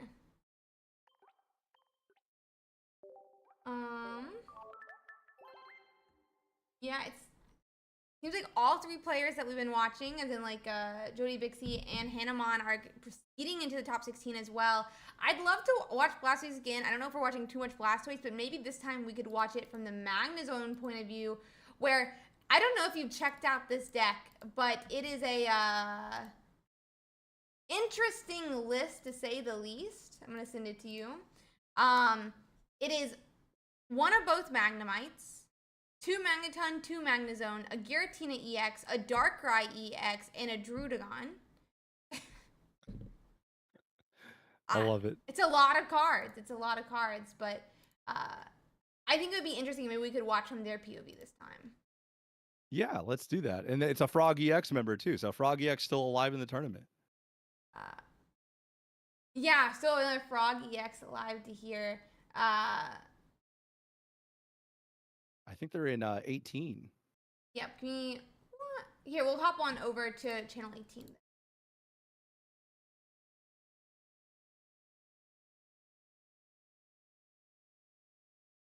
Okay. Yeah, this deck is. I wonder if the steel type Magnemite was a accident. Like they were clicking Magnemites and maybe they didn't notice that they clicked one or the other. Yeah, I'm curious as well. We'll have to see if it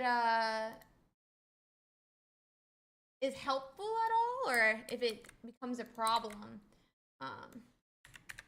Because the only thing I can think of is like a fighting weakness, right? Like the fighting weakness of the electric Magnemite might come into play, but I mean, and by the way, it's 1 Giratina, 1 Darkrai. So like this is, I noticed a trend. There's a lot of Japanese players that play like one-ofs.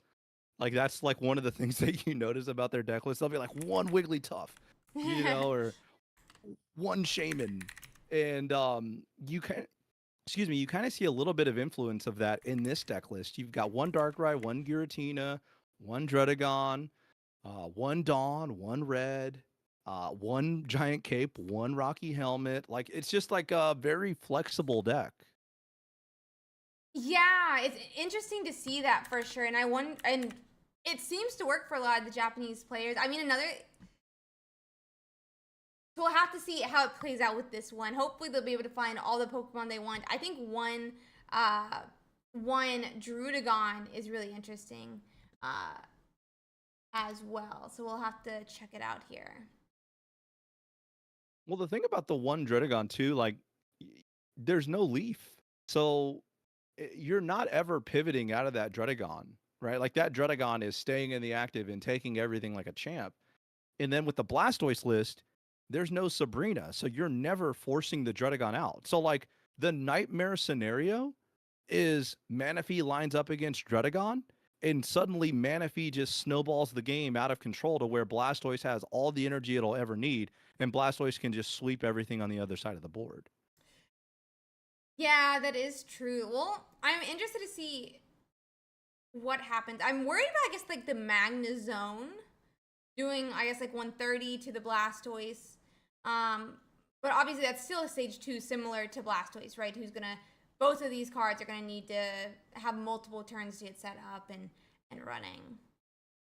Yeah, let's try to map this out. So let's just say that Magnazone deals 130 to Blastoise. Mm-hmm. The at best case scenario, the Blastoise has a giant cape on it. So that would mean that it has 70 HP. And then if you heal with Arita, it would only go to 110. Yeah. So assuming that you've got Giratina and Magnazone, I believe there's not really a way. It almost seems like if you're the Blastoise player, you want to send in Articuno first and hope that Articuno can help you maybe get a knockout before Blastoise comes in, or maybe you can line up Magnazone into Articuno, because you're not going to be able to out heal the Magnazone 130 and then the follow up of a Giratina 130. It could be 150 from the Giratina as well. Yeah, very So true. I guess what I'm trying to say is, if this turns into like a stall game where like both players are just kind of loading up energies, the Blastoise player is going to probably be very reluctant to send in Blastoise until they can clear out at least one of the Magnazones or at least one of the EXs. And if I'm the Magnazone player, I'm almost okay with just pass, Mm-hmm. because I know that I have Cyrus and Sabrina for that Blastoise, Yeah. as well as Magnazone. Yeah, that's a great point. Hopefully we'll be able to find the Articuno so we can get it powered up as well then. Yeah, usually if you're Manaphy going into Dredagon, you feel good about life, but in this scenario, I'm honestly just like not sure about that.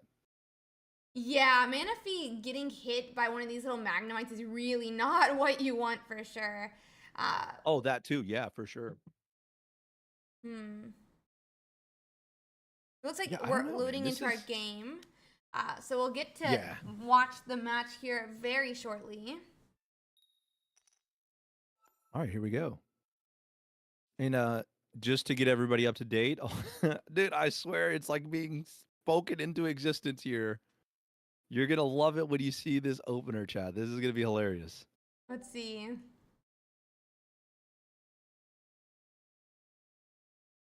Let's see what Shu ends up putting up as well here.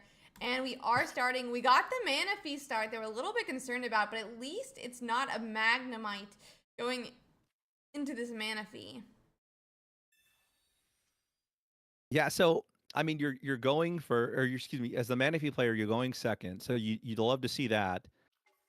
Seeing a Magnemite hit the bench, it's a little concerning because you're hoping that they don't have the Magneton very early. But I mean, this is just about as good as a setup as you could ask for. You're one of Darkrai, you're one of Giratina, you're one of Drudicon. Like those one ofs getting it done. Yeah, they're getting everything they need now. The Magnemite, Giratina, Darkrai, Druddigon. And it looks like we're going to have an Iono come down. I mean, Zephyr is going to get put back to 2 cards again. So kind of in what would be a Mars, or worse than a Mars right now. But we'll have to see how it affects them in the long run. Shu, however, getting, what is it, like 6 cards here? Squirtle. Yeah, they basically mulliganed. Yeah, essentially. Like the magic mulligan where you lose. I think you you get 1 less card, right, every time you mulligan. I think it is in Magic. Yeah. I mean, obviously powering up both. I wonder if there's a world where we'll see 2 Blastoise this game. Yeah, and like that's definitely another alternate win line. Just the presence of Cyrus in the deck list for the Giratina Darkrai player is a little bit of an issue. Oh wow. Okay. So they're basically that's a really interesting decision. So instead of letting the Manaphy feel like it can continuously just ramp, the Dredagon player decided to actually put an energy on the Dredagon to threaten the potential retreat. Yeah, I think that's like a great choice. I might understand we don't have a leaf in this list, so we do have to power it up, but it's definitely more aggressive than we had thought would happen here. Wartortle's already almost in range of that 160 attack as well.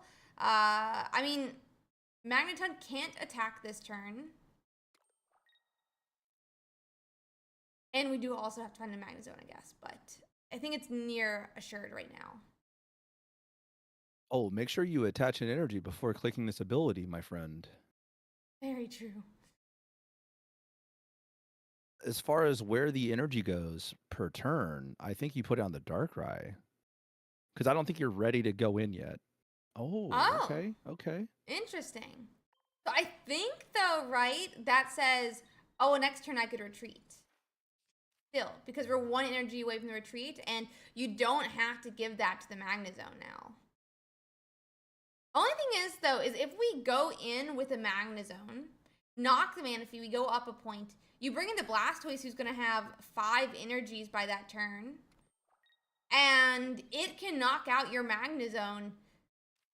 And then what, right? Because you can knock out anything with the Blastoise on the board. I think the main concern is going to be that Magneton.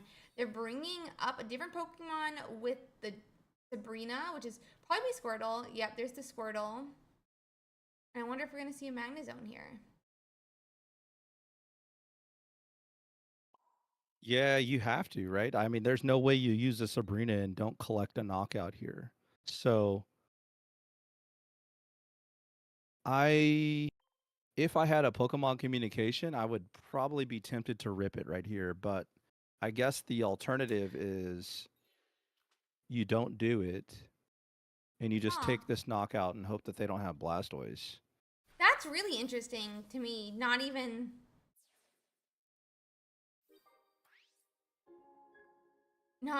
using Magnazone. Manaphy's back up, so I kind of think he doesn't have Blastoise, but he can just retreat. So not the biggest deal. There's also only one Sabrina. Oh, I almost said it's a Blastoise. Yep.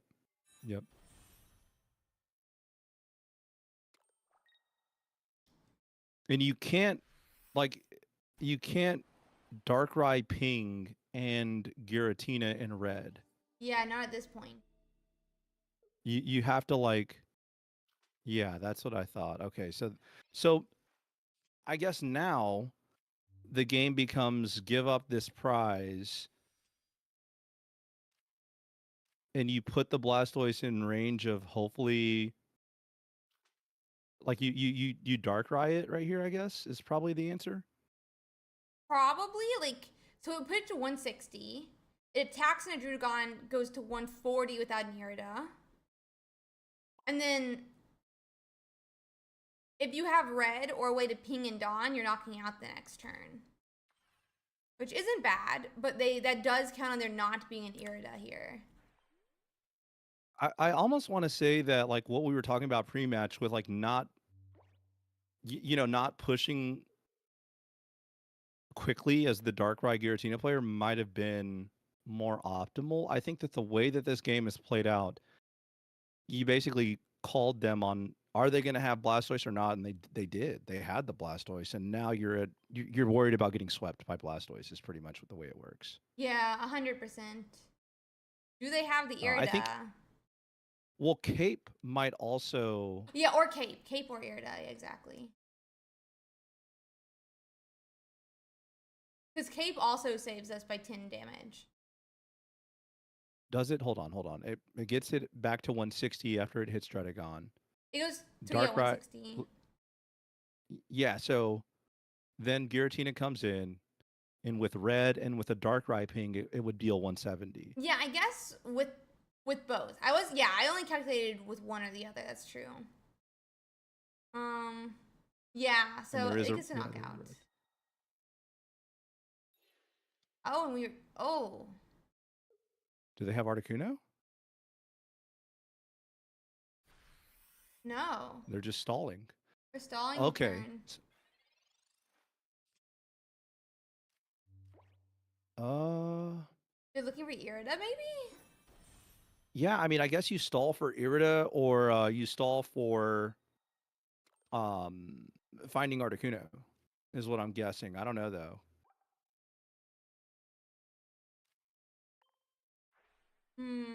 We're bellowing again.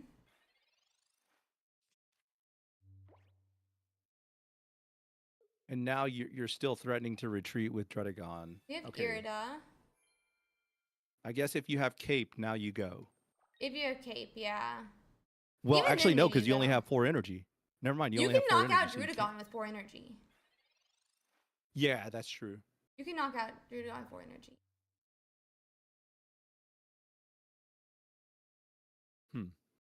Yeah, red is still in play for the Blastoise player as well. So Cape on a Giratina is not going to necessarily prevent anything. Yeah.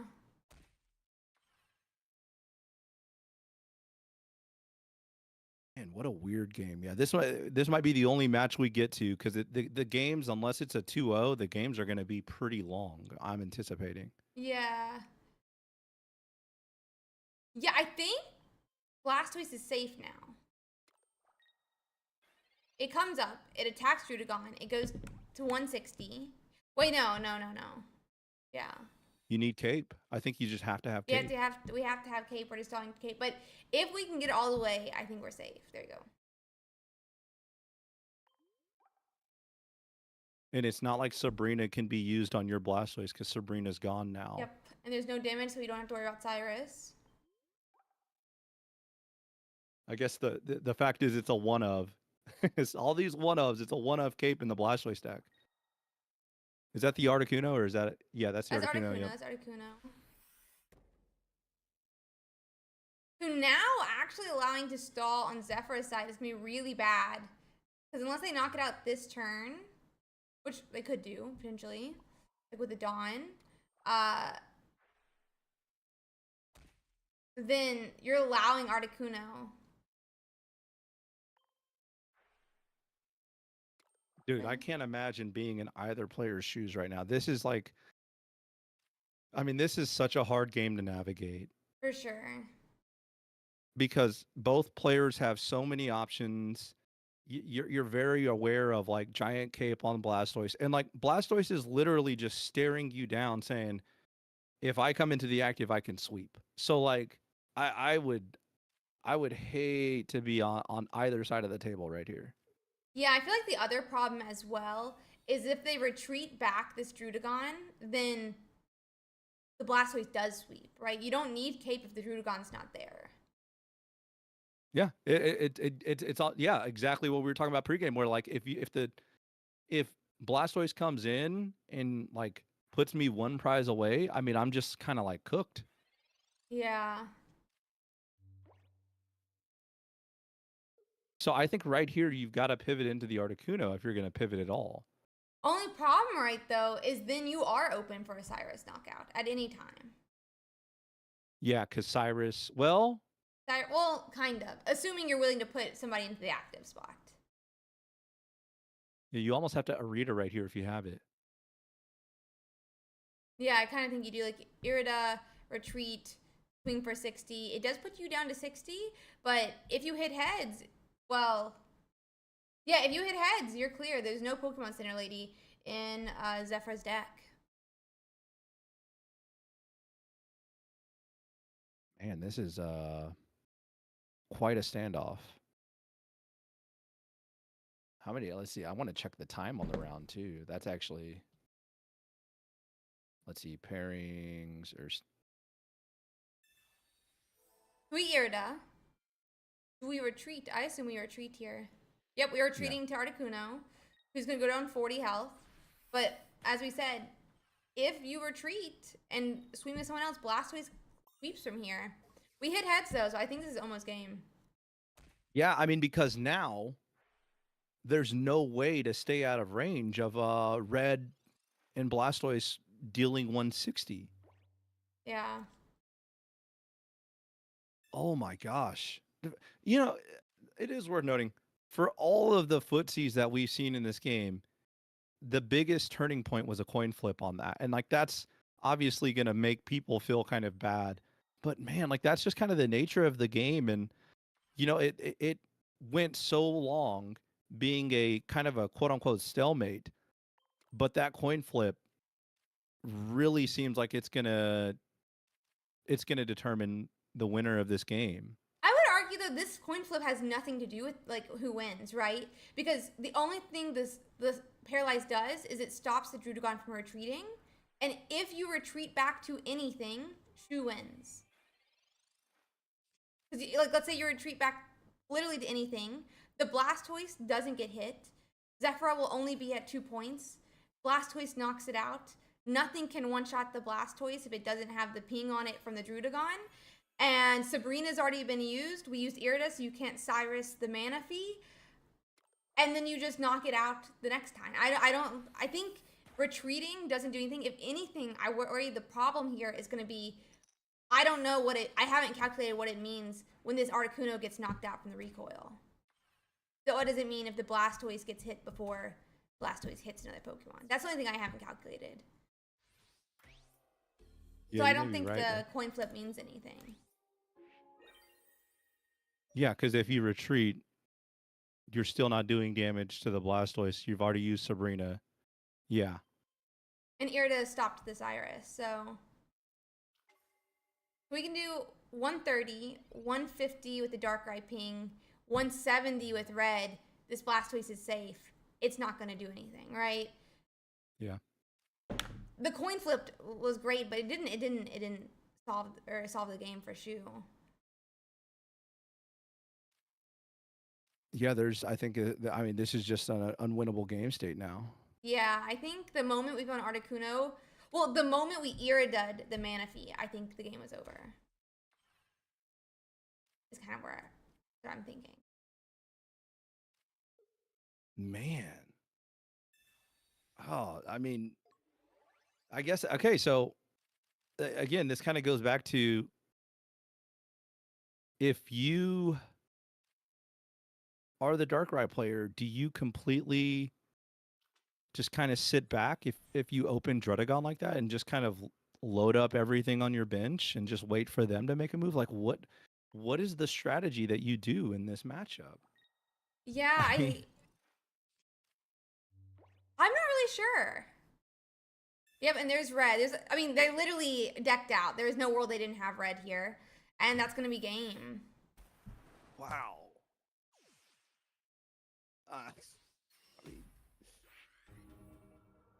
Oh, Okay. Jinx, you owe me a soda. But we move side at the same time. I mean, I don't. Again, I was a little surprised that the Froggy X player made the move to go aggressive when they did. Yeah. I was a little surprised at that, but it would have worked if if the opposing player didn't have Blastoise. You know what I mean? Like it would have worked, but they had the Blastoise. I don't remember exactly though if they had 5 energies in the Blastoise. And they had a 100% assured, if I remember correctly, Magnazone. They had communication. They had the Magnemite in hand and a Magneton in hand. There's Magneton, Magnemite in the board, Druddigon, Giratina, Darkrai. So assured Magnazone. I'm not sure if they had 3 or 5 energies in the Blastoise that turn. I wonder if evolving would have done something.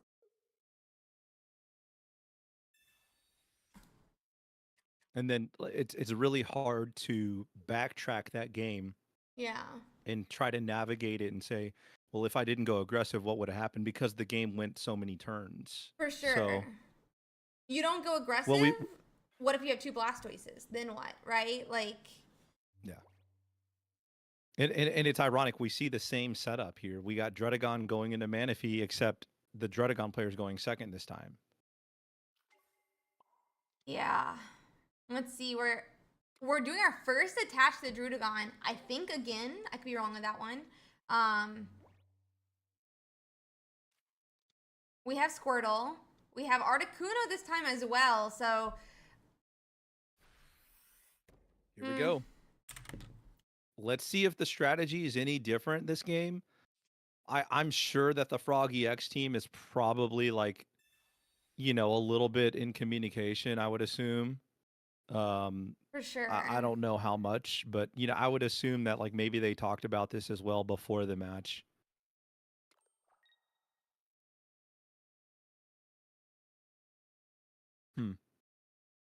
I mean, I don't know if there's anything in supporter land that would change my play here. Attaching the second energy to the Darkrai or to the Druddigon. Man, I'm not sure what's going on in this game. I'll be honest with you. Yeah. I mean, there's no drawback to putting, if you had a Giratina, to putting it down and attaching it to itself. I don't think there's any drawback at all. Yeah, I think that the only reason why you wouldn't do that is if you had a communications and you were trying to maybe save a Pokemon in hand so that way you could, Pokecoms away the Giratina and find a Magnazone. I could see that potentially. There's no Sabrina in Shu's list. I mean, there's zero Gust at all, not even a Cyrus. So it's not like you would have any worry with that. I almost feel like I mean, we end up seeing communication come down, just like you said, with the Magnazone we just drew. But I feel like holding Giratina is almost bad because Giratina, like, how many turns do you have, right? Obviously, last game went so long, so you have a number of turns, but I would be concerned with it. It looks like Magnazone is going to appear. But, I mean, Articuno can swing next turn. And a heads here would be huge this time. It would actually do something. Here's the problem that I see. Ooh. The problem that I see now is my Magnazone's only going to have one more bullet after this attack. Yeah. And then I'm going to be stuck with nothing else because Giratina is not going to be ready to go for 4 more turns. I don't have a Darkrai on the bench, and then I would need to take next turn to put an energy on it. There's no Magnemite on my bench. Like, I'm almost going all in right now with this Magnazone, and I'm basically setting it up to where if my opponent does have Blastoise, you know, they kind of are in a really good situation. But again, like, you do have to find Wartortle. Yeah, that's a great point. I mean, we need Wartortle. I want to say this turn, but we don't really, because just as you said, there's only 2 bullets with this Magnazone. And they just got rid of 1. Yeah, they got rid of 1. They have to use another energy to retreat the Magnazone at all. With Ocean Gip, there's no Wartortle, but there's also not a second Sabrina or a way to bring up this Squirtle. No, I mean, it's... I don't... Okay, well, okay, there you go. I mean... Oh, we're retreating with the energies. It saves a bullet in the gun. Yeah.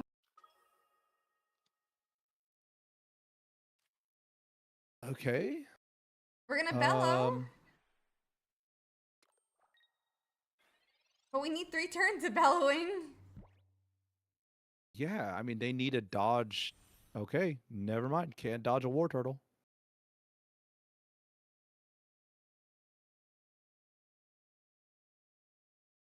There's Wartortle. It's just... I just think there's a Blastoise. That's my role. And second Squirtle, ugh.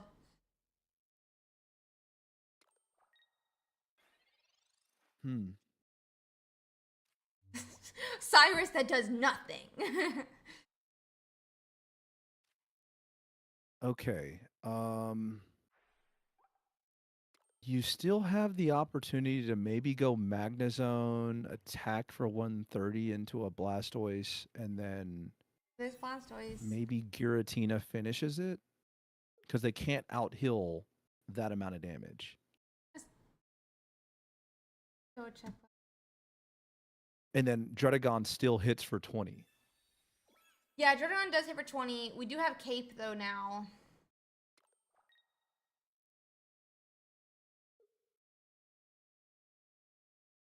What? Again, this is such a weird game to have to navigate. I was like, I go in with Blastoise here because the Giratina is not a threat yet, and I can heal with if I have a Rita, I can heal twice and stay out of range potentially. Yeah, I do worry though. This Magnazone can come swing in for 150, right? That being said, you can't power up if he attacks, but the concern is there for me at least about that. We don't have Darkrai though, so, and you can't even start powering up Darkrai this turn. Not an option if you want to attack with Magnazone. Unless you have Dawn, I guess, right? I guess, yeah, I guess you could do Dawn. But I guess what I was thinking is it's not like you can make the Darkrai. Like, if you Dawn up the energy... I guess you could Dawn up the energy from the Giratina. But then you can't Darkrai Dawn the next turn, which is what you would need to do to attack the follow-up turn and knock out the Blastoise. And there's only 1 Dawn list. So it feels like no matter what happens here, we don't have a follow-up attack. If we attack this turn, there's no follow-up. If we don't attack this turn, we have too much health. Maybe not to 80 to 160. And the next turn, You have to attack with Magnazone here, or it's going to be you don't get any value out of it Yeah, that's true. because it's just going to get one shot. Yeah, I feel like we have So to you attack. have to Dawn. We have to Dawn here. But then there's no attack next turn. No. And you one-shot everything, minus your cape, but we haven't seen red yet. There's a chance he has red. You could also retreat if you Squirtle. I don't understand how that. Yeah, I don't think they can navigate through this. Oh, we're not attacking. I mean, we already knew we weren't attacking, I guess, but there was a chance we still attacked. So next turn, you could ping. That's exactly what I was scared of, because if you Darkrai ping, they heal for the max value on Arita. That's exactly what I was nervous about. And now you're swept. It just sweeps. 100%. There's nothing you do from here. Yeah. The only thing that I look back in hindsight with this matchup is the decision to be aggressive early in the game rather than stall out and let the game just continuously drag out, because at the end of the day, I know I can deal, 130, 150 with my Magnazone and then follow that up with potentially even another Magnazone. So like I do think that that's probably, if I was going to say anything, that would probably be my biggest, like, trying to learn firm moment of this matchup. Yeah. But you're just hoping they don't have red now. 100%. And there's the red. So that's going to be a 2-0 for Shu. Really, really strong showing for this Blastoise. Really, really strong showing for this Blastoise. Wow. I mean, yeah, again, like, I think that the only thing that's questionable is just the decision to be aggressive as early as they were. And maybe, if that could have been avoided to set up an unlosable game state. But again, hindsight's always 2020. You just try to learn and on the go sometimes in some matchups. And I doubt, I don't know how many times they played the Blastoise matchup, for example, For sure, yeah. I have a feeling they did not play it too many times, if I'm being honest here. That being said, I think there's like one game left. They're 7 minutes into their game 3.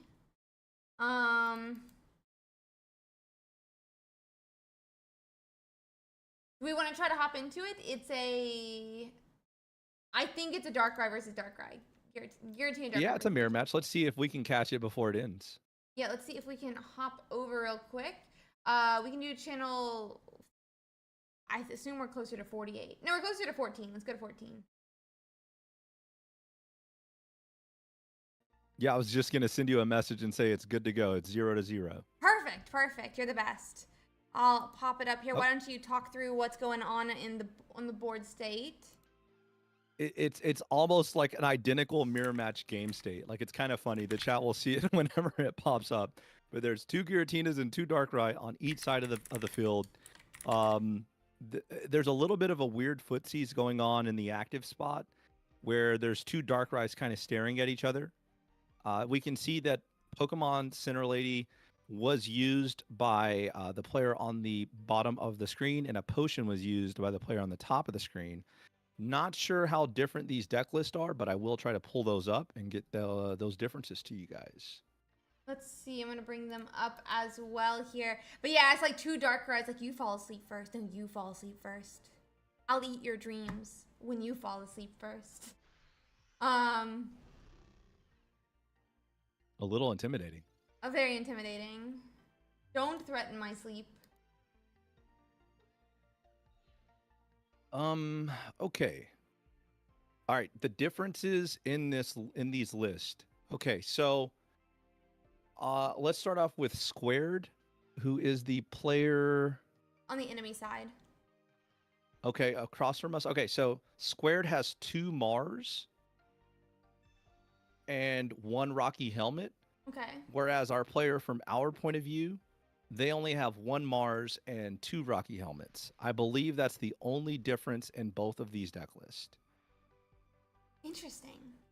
To note something about, I guess, like, some of the Japanese influence, like the Japanese players, I've been seeing them run a lot of 2 red lately. And so it's interesting to see Squared Piano running 2 red here. I think also Bixie ran one with 2 reds last week as well, just to note. But Wait, my fault. 2 Mars. 2 oh, Mars. I meant 2 Mars as well. Oh, okay. I checked the list and my brain just like, yeah, one with 2 Mars last week.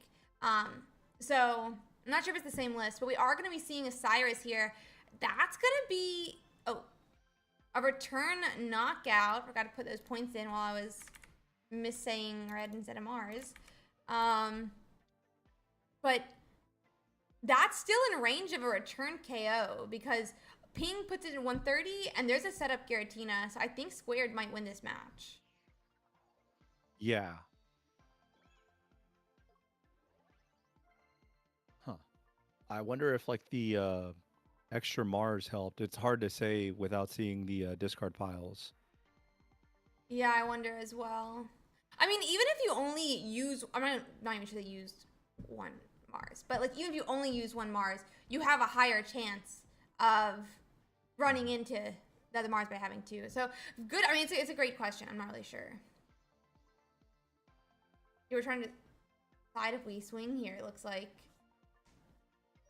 Yeah, I mean, if you want to insta-lose, I guess you can swing, but... Yeah, and doesn't look the case. Oh, wow. They've only used 2 Pokeballs and a red, is what it seems like. Huh. Well, there's a research right on cue.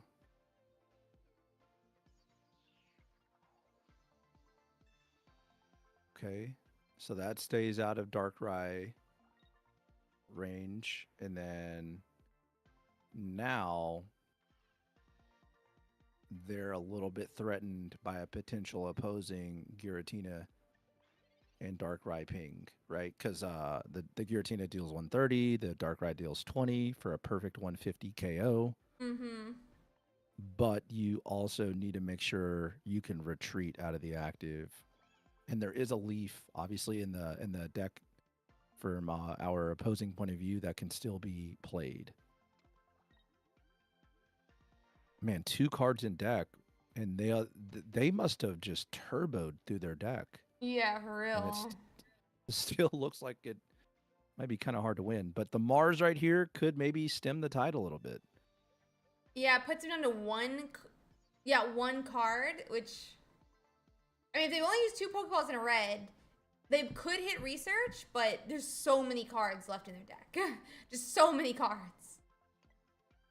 Yeah, and even with this retreat, you're still worried about you know, a little bit. I guess you're kind of staying out of range of a Giratina Ping and then being attacked by opposing Giratina. Or excuse me, a Darkrai Ping and then getting hit by Giratina. And there's no more red left in the deck, so. No more reds. Oh, no. It's Sabrina. Yeah, so they'll just Sabrina attach to the active Darkrai and then swing for 130 for the perfect 150 KO here. Yep, and that's going to so be... I don't think there's much to do, just like you're saying.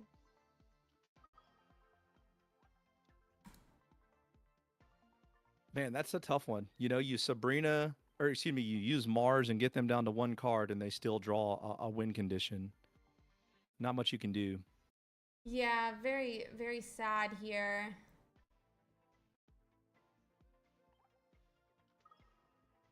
This poor phone or device that they're playing on is doing everything it can to run the game. It's trying its best. It's trying its best.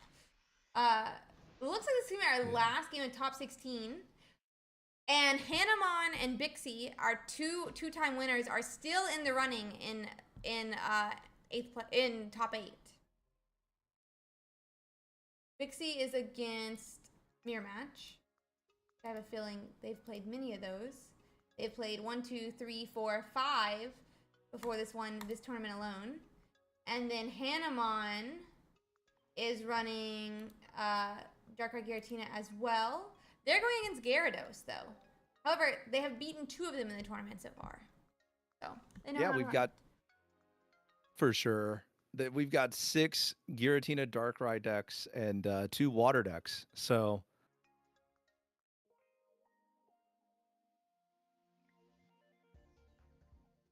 we're basically guaranteed a Giratina Darkrai deck in the finals the way things are mapped out, but there's still a chance that a water deck can foil the plans.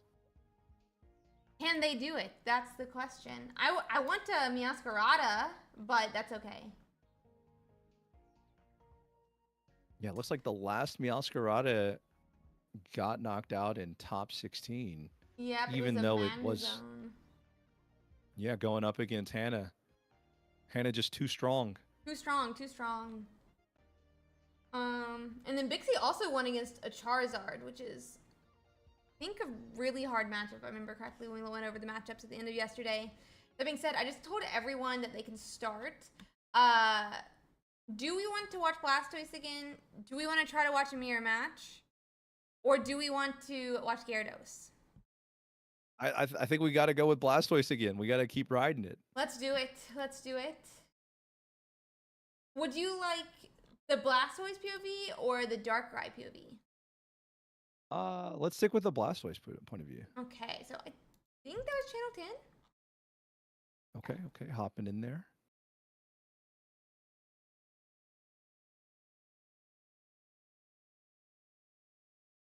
Let's see.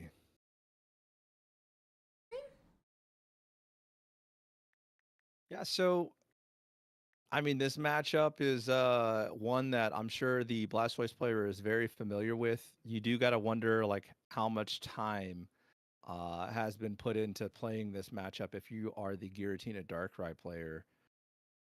I would say 0.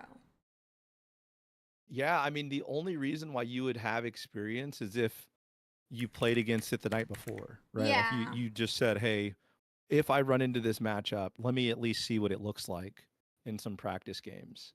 Yeah, very true. I do feel like when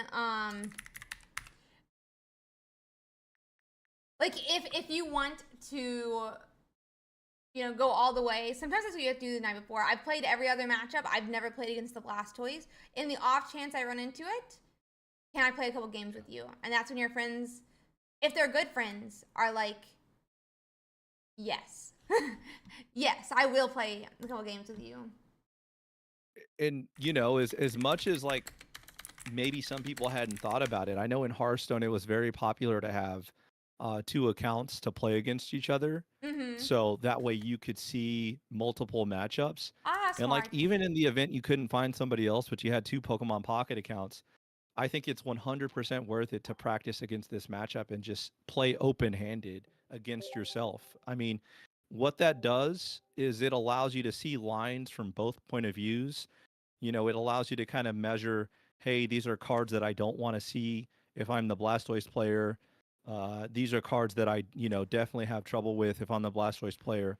And it allows you to kind of get a better view of like the matchup from like an, you know, an all-seeing point of view. So that way when you sit down across the table from that matchup, you at least have a little bit of an idea.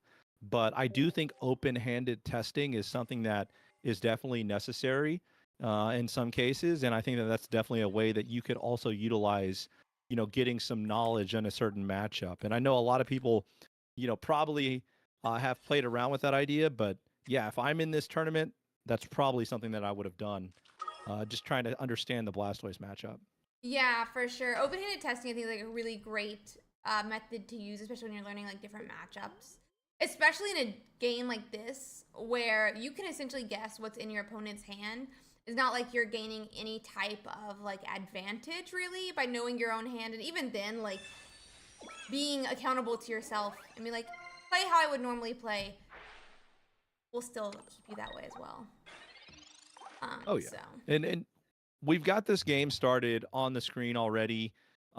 Pretty, you know, pretty standard opener for the Darkrai Giratina player.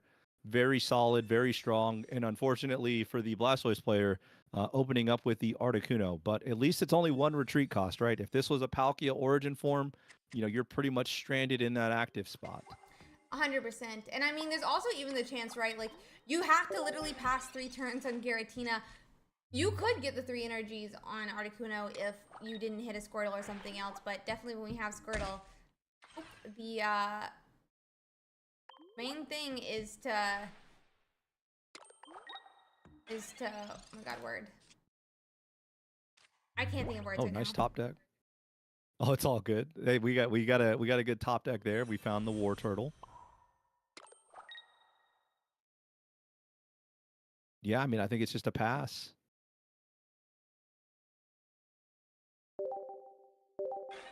Yeah. And you know, right now, I mean, both decks are, you know, doing something that, you know, they probably don't mind doing, which is attaching energy and passing and evolving and passing. The thing is, you do got to be a little bit worried, you know, if you're the Blastoise player, like, is this game too out of hand without me being able to secure any kind of chip damage on any of their Pokemon? Yeah, I completely agree here. I mean, these are all max health Pokemon with a 170 HP Giratina in the active. The only bright side is, if they attack, it does put it into range potentially of my Blastoise.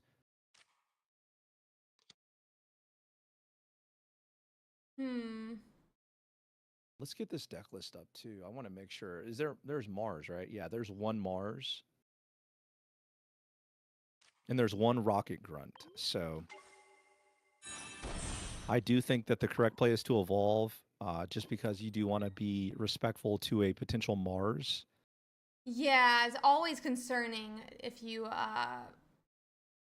like if there's a chance in Mars. There is one Mars in Dusty's list. Yeah. So would you go in and do that And I mean, evolve up?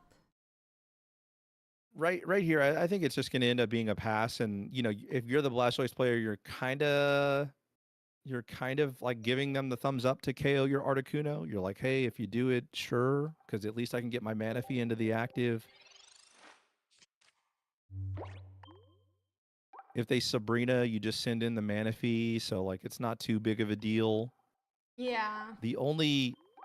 I guess the only concerning play could be they knock out your Articuno, you send in Manaphy, and then they end up using Sabrina to get your Blastoise into the active before it can attack. Yeah, that would be a concern for sure.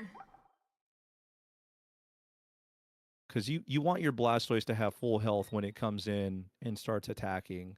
If it's already got 130 damage on it or 150 damage on it, you're kind of just in a bad spot.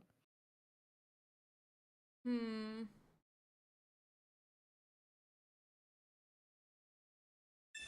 do have Mars come down now. Yeah, I mean, yeah. I'm not so much concerned about the Mars if I'm the Blastoise player as I am like a potential Sabrina. Yeah, I think Sabrina, like you were saying, like this next turn is probably where I would have my most concern. I mean, you could just forego all of that, you know, fear and send in Blastoise now, but the fact that it's not ready would be a little hard for me to pull that trigger. Yeah. Let's see. Yeah. I'd be worried though, right? Putting like you're still open to a Sabrina the next turn, right? By putting another Pokemon on the bench. What they attack you for 150 here. Yeah, I mean, there's no way you survive that though. Versus like, if you could like, what is Squirtle 60? I guess you can't assure the other one as well. Definitely the problem, right? Though of not running your own hand disruption is that this is the turn I would want to Mars essentially, or next turn. Yeah, and I mean, Palkia or excuse me, there's nothing that you can Pokecoms for. There's really like your only lifeline here is just hope that they don't have Sabrina. I mean, that's just unfortunately the way that the game has played out. That's the current situation. Yeah.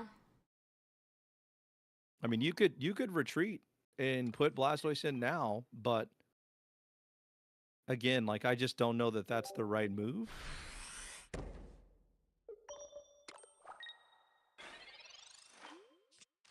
Because you're gonna for sure just be taking a ton of damage. Yeah, and there's the Sabrina. Yep. Here's Sabrina. It swings for 130 here. Yeah, I mean, that's just what you didn't want to see.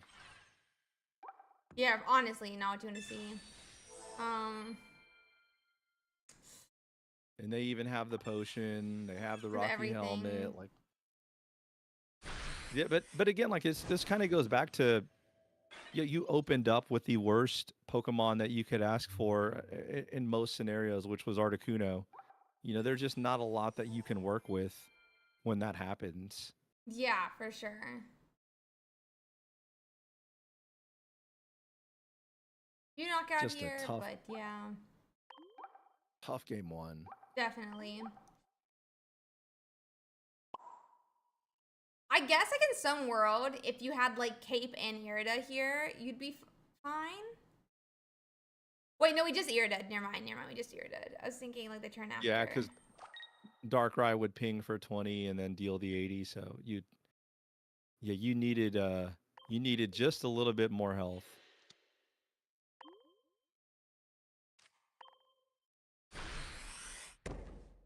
Huh. This is though very Cyrusable. Yeah, I mean Cyrus or even just taking the long way in this game doesn't matter too much. For sure. Because you still have another potion, so you could use that, but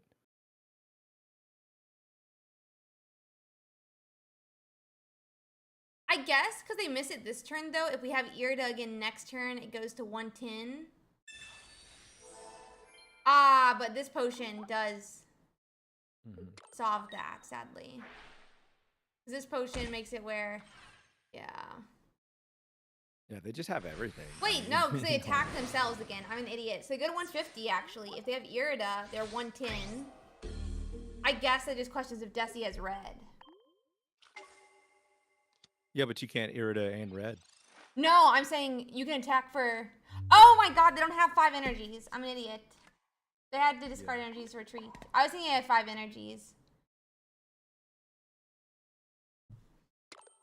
Yeah, just a little short. I mean... Yeah. Very sad. Because, yeah, they're 100, not 160. So that's one game. And again, like a lot of these Manaphy decks, like that's just the nature of the game, right? It's if you don't open Manaphy, well, okay, that stinks. Can you find a way to find Manaphy? And if you can't, you know, it can be a very difficult game to play. And it's not like Darkrai Giratina is going to give you a lot of opportunities to come back in those games unless they whiff on a lot of draws too. Yeah. So, you know, hey, we got game 2. Got to play the next one. Hopefully, we can find Manaphy as our starter if we're the Blastoise player, and then hopefully we can continue to do Darkrai Giratina things if we're the Darkrai Giratina player. Let's see what happens, but we're going to let them get their first card down. Yeah. Okay, so we got Squirtle staring down a Giratina in the active. Opposing Giratina Darkrai player has played a Pokeball and a Professor's Research so far. So strong start. Giratina and Darkrai on the bench.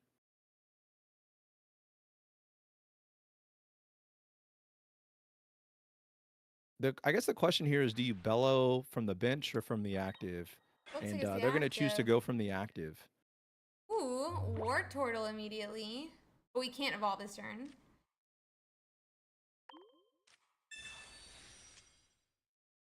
So they're trying to find more basics, assuming that's the reasoning behind the sequencing between research first and then ball. And they were able to get a couple of basics, but the one basic that they decide to play down is going to be the Articuno. Interesting. I hadn't thought that they were going to play the other basic that they drew and attached to it. But... yeah, I mean, the good thing about this current setup is I believe on curve they knock out the Giratina, but the potion changes that a little bit. yeah. Because 20, 40, 100 would deal 160. That is very true. Does Dusty run Dawn? They do not. So there's no way that. Well, they would still need to roar or bellow, but still. So there's old Wartortle. Slightly intrigued by no usage of any supporter there, but hey. Same.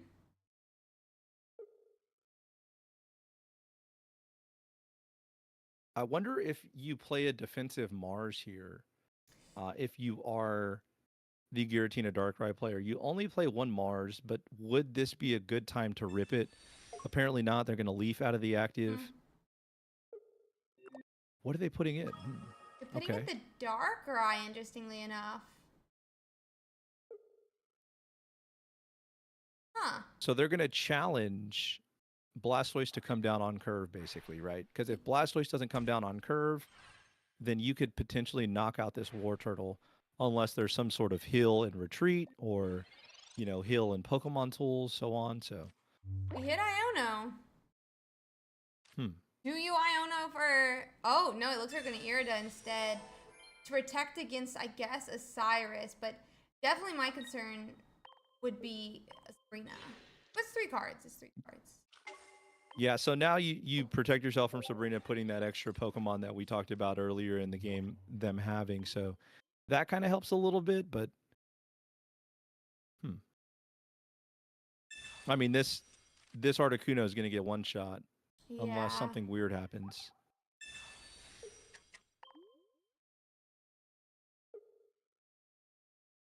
This is a tough one for the Blastoise player right here.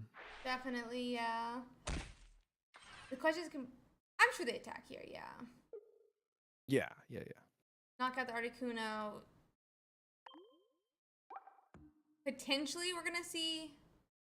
We could see an Ion next turn. Research would be nice if we have one left over.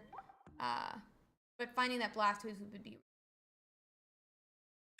I almost wonder if you hold the Pokeball as the Darkrai Giratina player, you know, just in case Iono is played, at least I get a chance to maybe draw one more card. Yeah, that is true. It's not like there's a Mars in Dusty's hand, in Shu's list, right? So it's not like you want more cards to draw one likely. I think you got to send in the Squirtle here and just stall for time. Oh, but we don't. They're going to send in Wartortle. Ugh. So thinning the deck by one more card here. Does give us mana fee. I think you're just going to end up shuffling it back with Iono. I think you have to. 7 cards. The bad... Who is Blastoise? I mean, the bad part is, like, Giratina on the bench is ready to go. So even if you deal with the Darkrai that has a Rocky Helmet, like, you still have to deal with the Giratina that's threatening for 130. Yeah. You're almost guaranteed to take 150. So... Oh, man. Okay. We're Mistying onto the Wartortle. And that's a Tails. Yeah. I mean, this Giratina Darkrai deck, it just keeps coming at you. Like, every turn, it's building something that you got to deal with, or it's hitting you for damage. And there's just not a lot of things that some of these decks can do to interact with it. And, like, that's one of the reasons why I think so many people feel bad sitting across the table from a Giratina Darkrai deck. It's that there's no ability blocker. There's no Pokemon that doesn't take, 0 damage from all EX Pokemon. So for some decks, it's just like you can't even really fight back against this deck unless you just draw, like, really, really well. Yeah. And I think that's probably, like, why so many people in the community have been pretty vocal about their, I'll say it, their disdain for this deck. But, again, we have allegedly a new set coming relatively soon, and hopefully it can relieve some of the pressure that some of these decks are putting out, because these big basic EX Pokemon are very powerful. Yeah, they're so powerful. And I mean, assuming, right, we have another set soon, it's kind of nice to see even if like some of these cards are stronger than you might like, that there's new cards coming out every single set, almost every month right now, which still mix up the meta and make it a lot of fun. So Yeah, and I think that some of the most fun that I have playing the game is in that first week of a new set or first 2 weeks of a new set. It's so much fun. I mean, you're ripping packs, you're doing those solo missions, you're seeing all these chefs in the kitchen trying to brew things up. And then, the meta does kind of get a little bit more settled as time goes on. But like, man, those first, 10, 14 days of a new set, it's like being a kid in a candy shop. You Oh love yeah. to see it. And so I can't wait for that. But again, I do understand a lot of the frustrations that some people are having in regards to the fact that this is the second meta in a row that we've seen these big basic EX Pokemon basically become the big decks in the format, and it makes you play certain decks because you can't really beat them otherwise, right? Like before we had Arceus Dialga, and you pretty much had to play Rampardos or some version of Gallade, right, to really fight back against those decks. And now in this format, I mean, you got to find a way to really hard counter this Giratina Darkrai deck. And that's going to usually be with something like a Meowscarada, right? For a little bit, it was Gallade. So it's a little difficult, and I understand the frustrations that some people may have. Yeah, I mean, I get the frustrations that some people are having. It is interesting, though, that we're having some fun, a lot more like one-pointers in the meta in the last couple of sets. Like, even Pardos winning, I mean, like, Meowscarada being so strong, Magnazone still being so strong, and cards like that. But really nice to see Blastoise do so well, because top 8 is still absolutely fantastic. So, let's see if we can find us another top 8 match. But yeah, definitely we're having some of these, I want to say big butted like EX Pokemon, but then we still have those like 180s. So I don't want to call it mid range though either, right? Yeah. Kind of hard to decide what to call that. I kind of would like to hop into Bixie's game next. It is a mirror match. And we'll be seeing a mirror match in top 4 regardless. But it is currently 1-0 Frierish. Okay, is that table 45? That is going to be, yeah, table 45. Perfect. Okay, see you there. See you there. Yeah, but it's fascinating because it feels like in the paper trading card game, a lot of the time, I don't know if it's popping up for you, by the way. Let me know if it is. It's currently all It's black blank for me. Yeah, same. We can go to Bixie's Twitch stream. Okay. I will. But like in the paper trading card game, it does feel like because there's cards that say this Pokemon can't take damage from VMAX or EX or GX, like it really does kind of halt those decks that would be pure EXs. And maybe that's a solution because maybe if they make a card that says it can't take damage from EX Pokemon, that could help. But yeah, I definitely I sympathize because I definitely understand how frustrating it is to need to climb on ranked or do well in tournaments, and you're basically forced to play, one of the handful of decks that are possible to play. But at the same time, it's fantastic to see Blastoise do so well, and I hope that player is not feeling any kind of down or anything. That was an incredible run. Yeah, fantastic run. I always have like a different feel though when it comes to like the physical card game versus this game. I'm gonna try to bring this up as fast as possible. But I almost feel like we already have a lot of decks that have 1-pointers in them. We see Greninja that runs in dark, like there's multiple, like there's at least one Greninja Darkrai in this tournament. We have the Articuno that's in your Blastoise, the Palkia origin form that was in those Palkia decks and the Gyarados decks. I worry about making weird. If I had round 8 up this entire time. Oh, it's supposed to be top 8. I know what happened. Yeah, I know what happened. But like too much stall because we have like so many stall decks in the physical card game that I feel like that deters new players from joining. Like, I know that there's a lot of people out there that will hate me for this point of view, where I hear people tell me that somehow the no retreat Snorlax is somehow great for the meta. But you bring in, like, have you played against that Snorlax, by the way? For those who don't know, the ability is you cannot retreat. Your opponent cannot retreat. That's literally the ability. It's absolutely terrible. You bring in a new player and you explain them, okay, well, you attach energy and you attack, right? Like, I attach into the Darkrai, you swing. If you hit enough, it gets knocked out. Well, it doesn't matter if you're against a Snorlax, right? Well, now you just can't retreat. Yeah. You know, like, against new players, explaining some of these stall things, I think, is really bad for, like, having new players come in and understand, like, the game in comparison to, like, BGC or something. Like, oh, now you just, you know, or the game that they're used to when they think of Pokemon. So I kind of don't like the stall Pokemon as much in the way that Pokemon like, do it. Do you think a Pokemon that couldn't take damage from EXs is considered stall?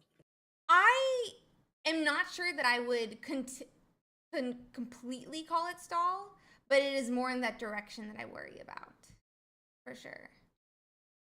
Because, like, I definitely, like, if that card existed in Pocket, you legitimately just couldn't run 4 basic EXs in your deck and call it a day. So, like, that's the only reason why I would kind of, like, entertain a card like that, right? Because, like, unless there's a way to block your ability for a turn and knock it out, I just never would be able to win the game. With my all EX deck, for example. Oh, Big C just got 0-2'd. I'm pretty sure. Yeah. Yeah. I think it would be interesting to have a card like that. But then why wouldn't they just run 2 of that deck? Like, just 2 of the no EX attacks. Oh, because you would lose to all the 1-pointers. Why couldn't like, I run 2 of it and a Giratina EX? How about that? Oh, we like word that, right? Like, because then you like never have Giratina get promoted. You more than likely hit the no stall. Yeah.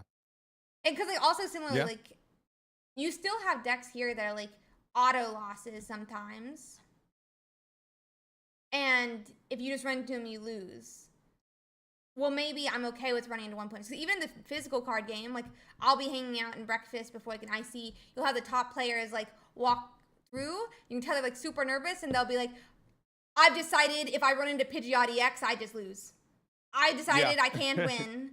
You know, and maybe that's good to have like some auto losses, but like you could decide to have an auto loss even. They're like, "Oh, well, if I run into a full 1 point deck, then I don't care. I guess I lose too." So I have like mixed feels, but.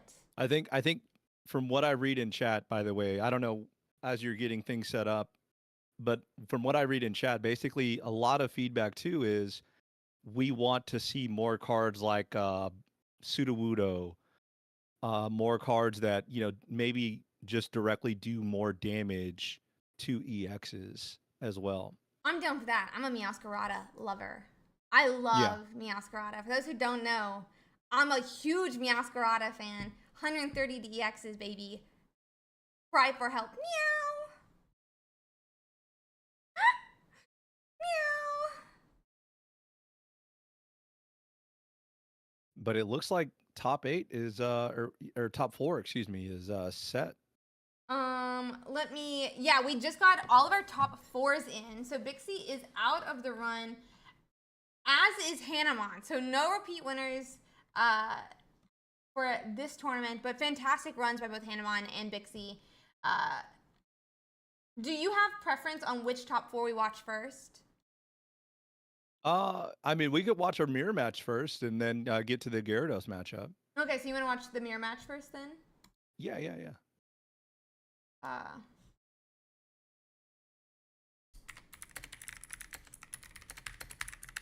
I got one of their deck lists pulled up already, so now we just gotta get this other one.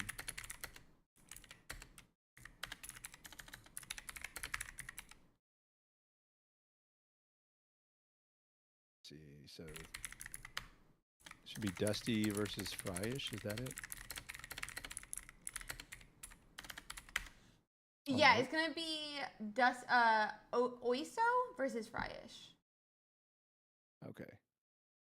And it's 2 Mars list versus 1 Mars list.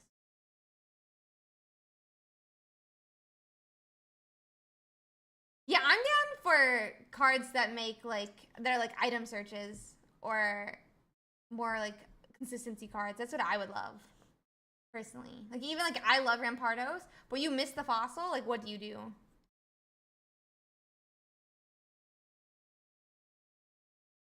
Yeah, whatever they decide to do, I hope it's more than just one kind of counterplay. I think that's kind of like my big thing is like I wouldn't mind seeing some sort of ability blocker. I wouldn't mind seeing some sort of like, doesn't take damage from EXs or, some sort of discards a tool in play.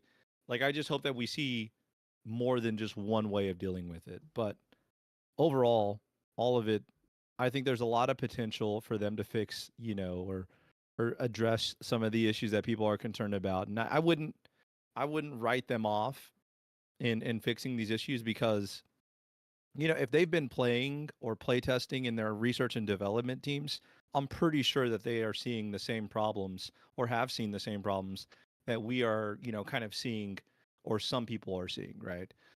But I have faith and I'm excited because, again, the first 10 days or so of a new set, it's just so much joy to play around with brand new cards. And that's really what I'm excited about. Yeah, for sure. I would love to see I would love to see a tool jammer.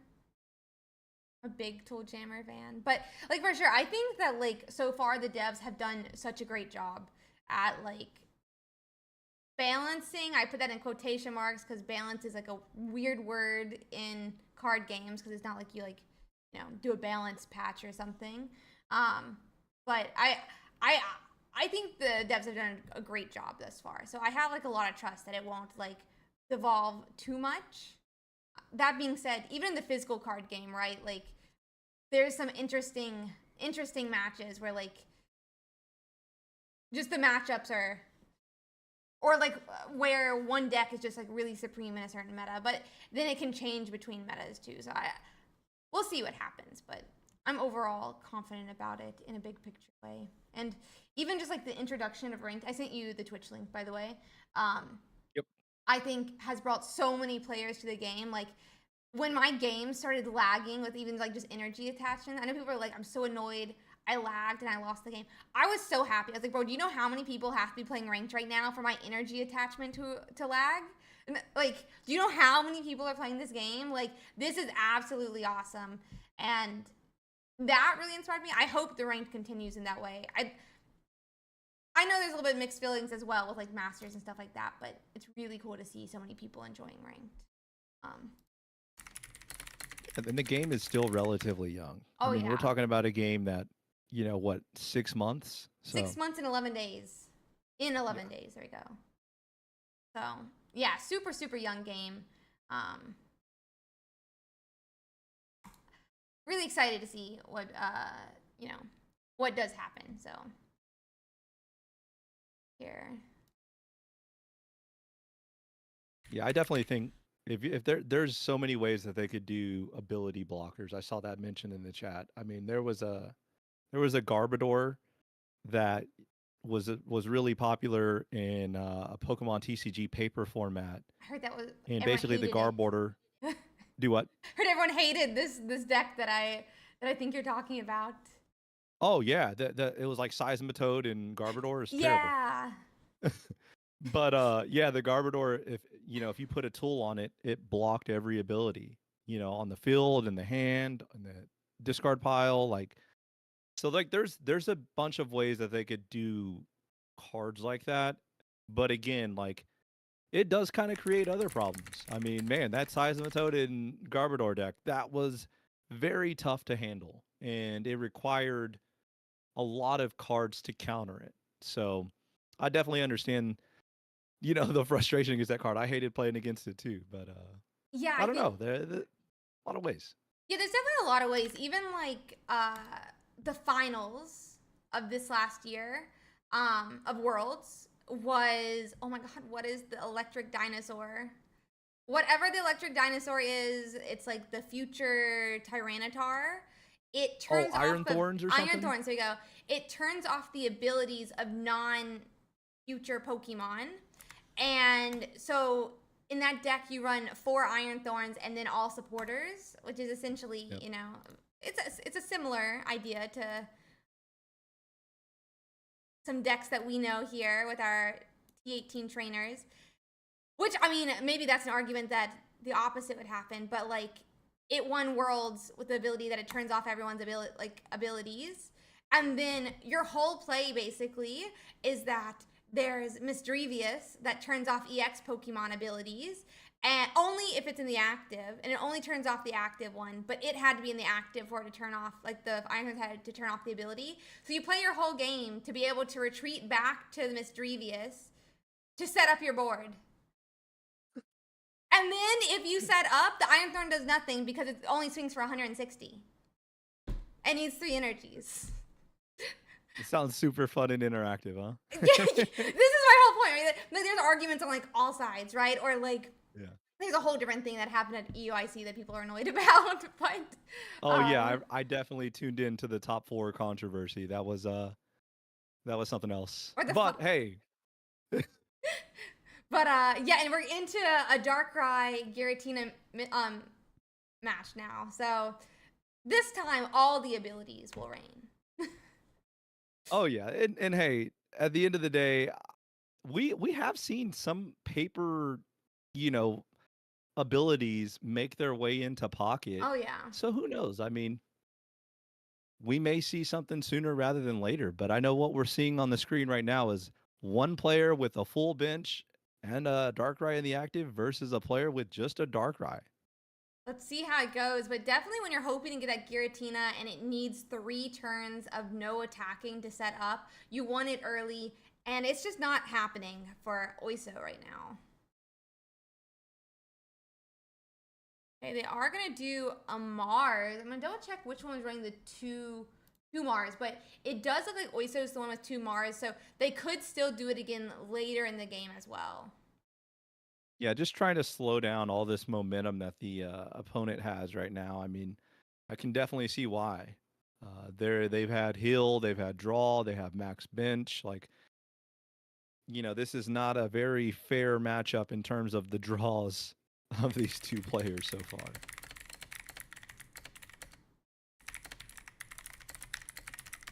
And the Giratina on the bench is locked and loaded pretty much. The Darkrai on the bench is locked and loaded. I mean, we may just see a donk.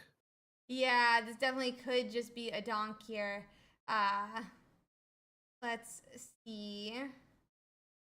Oh, it's Fluttermane, not Misdrevious, but yeah.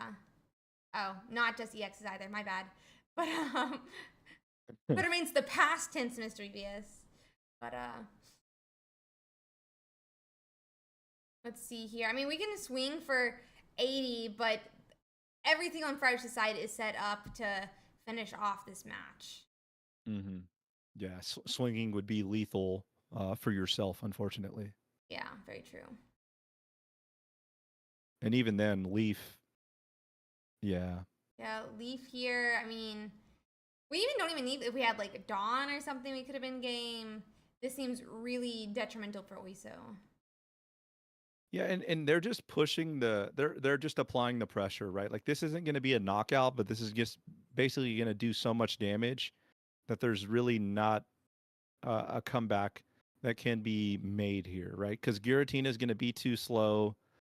Another Darkrai is just not going to get the job done. Yeah, that's just ouch. Yeah, hopefully they don't have another Leaf, which Yeah, they do not. So maybe this buys them enough time. It Yeah, could, they're just but we're going to just gonna concede. concede. Uh, Ouch. unfortunate. I'm gonna cover it up so they can get into their game 2 now, but very, very, very unfortunate. Dude, the substitute, or the Seismitoad that was in that Garbodor deck, it was like whenever it dealt damage, yeah, your opponent couldn't play items. I'm No. like that would be so toxic. Like I hate item. God, what is that word that they use in Pokemon? Item control? No, item something. Lock? I think it's the item lock. worst. It is literally the worst. I hate it. I played Gardevoir and Charizard, and they were both item heavy in the last set. In the last time I played. Oh yeah, that Badoo just like completely destroys that. Yeah, I heard Badoo is disgusting. That it's like the battle of the Badoos right now. Not happy to hear that. They definitely print some interesting cards on paper. I don't think Giratina's probably the most broken like single Pokemon card. Like that's a Pokemon, not necessarily like item or trainer. But like, man, dude, some of the cards in paper, whew. Yeah, some of them are crazy. Like, yeah, I love them though. I was also a big we called it the Dungeons and Dragons. It was Dunsparce and bro, I can't think of any of the past tense Pokemon names right now. Roaring Moon, there we go. And Roaring Moon just one shot anything and put himself down to 20 health when he just knocked stuff out as an effect. That would have been sweet. Yeah, I mean, hey, at least in the game that we're seeing right now, we've got both players with multiple Pokemon, so hopefully we can get a little bit of an interactive game here. Yeah, we have definitely more interactive than last time. There's Giratina and Darkrai on both sides. Oiso is went first, I believe. So they will have the Giratina energy on curve, whereas Fryrish will probably have to take an extra turn to power up a Giratina at some point. Yep. And then no Dawn in either deck list, so it's not like anybody's going to be cheating. I mean, these deck lists are, again, just about identical. Only difference is like one player has one Mars and one player has two Mars. And then, there's two Rocky helmets in the one Mars variant versus one Rocky helmet. So, Yeah. Patch. So, without any heals, Darkrai does essentially do 140 with all the attachments it needs with the pings. So there is a chance we could like see a knockout on one of these Darkrai's in the active, but we'll have to see what happens. yeah, both players are packing that double potion and Poke Center Lady. And you know what? Pokemon Center Lady has been a nice little surprise. I honestly wasn't too high on it when we first saw it in the set and in the first week, but it's definitely found a little bit of a role in this Giratina Darkrai deck. Yeah, I thought she would be a little bit too weak, and it just doesn't seem to be the case. I mean, it heals, it helps with special conditions, but as one of my mods found out yesterday, she does not deal with effects. So things like Arbok would not be healed by Pokemon Center Lady. Yeah, that makes sense. It is kind of like a good future proof for like if we ever do see some of those toxic cards that are in the trading card game, like I think there's like a hypnotic laser where like if you flip heads it poisons, if you flip tails it puts it to sleep or something. You know, if we ever saw cards like that, at least we do have Pokemon Center Lady to help kind of fight back. But if status conditions ever become a thing that's really, being meta, that'll be a nice toolbox card to have.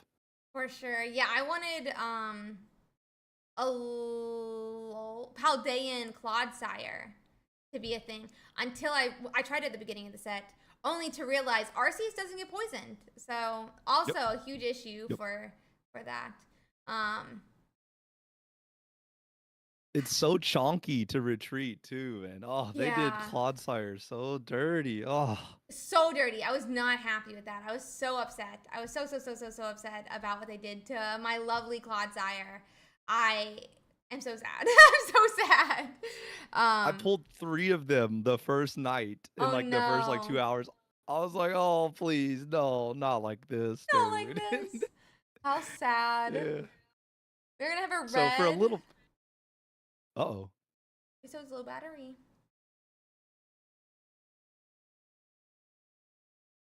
man,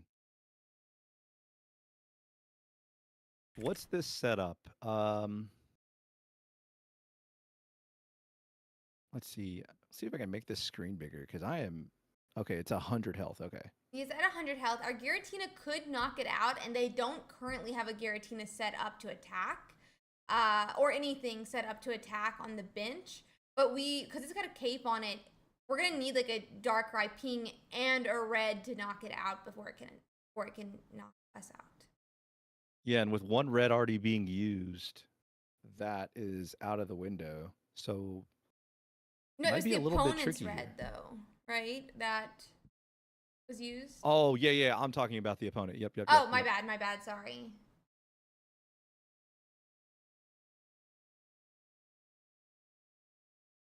Yeah, I don't know.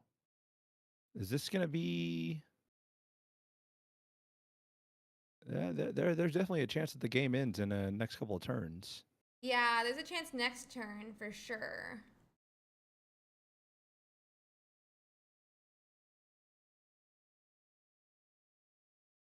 Like, okay, The fact that that Darkrai has so much damage on it is a little concerning. That's true too. Yeah, this is a good question. Like, what do you send in here? I guess. Okay, Darkrai. Okay.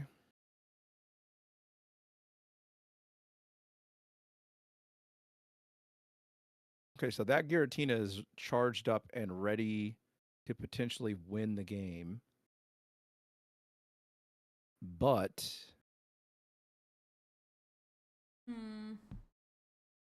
We see Cape, but Cyrus is not good for us.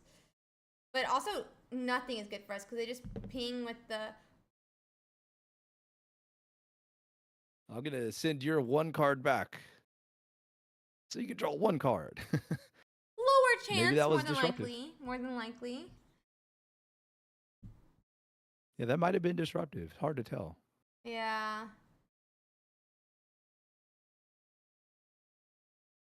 If they have Cyrus, it's gonna be game here, but I don't think they have 2 reds on fire. Nope, only 1 red, so they can't even do that.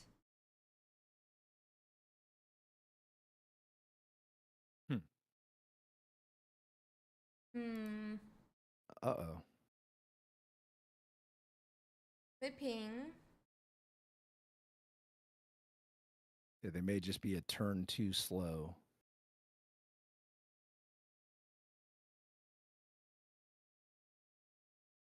Oh, wait. Okay, that potion. Okay. Yeah, that potion might have just changed things. No, maybe not. It does? No, it doesn't. Because you set the ping. Yeah. Puts it 130.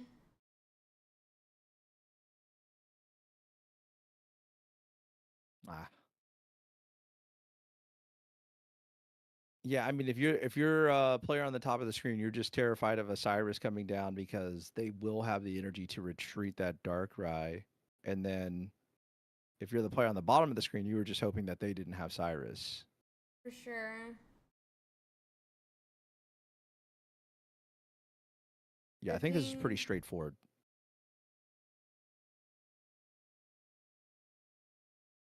Yeah, that's fine. Do we win though at this point? I don't think we do. Am I blind? Is that Darkrai at the top of the screen at 160 or is it at 60? I can't tell if it's 160 or 60. It looks like it's the line underneath it makes it look like it must be 160, but it looks like it says 60. Yeah, I think it's 160. Yeah, okay. Okay, that was throwing me off this entire time. This whole time I'm sitting here like, Mars is gonna come down. Well, this is just game on board, right? And just lethal on board. Oh, it's a tie on board. It would be a tie, yeah. But to note, ties are double wins. So.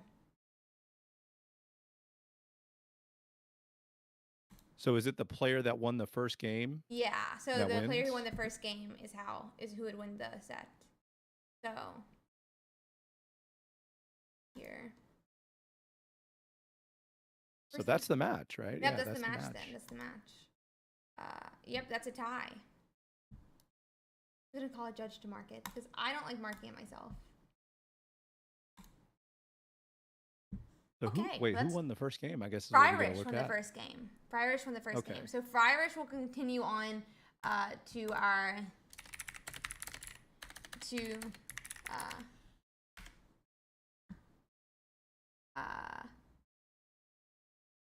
1 second. I do believe that means Fryrish will continue to our to our finals. Mm-hmm. Let's see here. I'm gonna let my judges deal that, I assume. They're listening on stream. And then we'll have the other. Yeah, we'll go and get into our other top 4 then.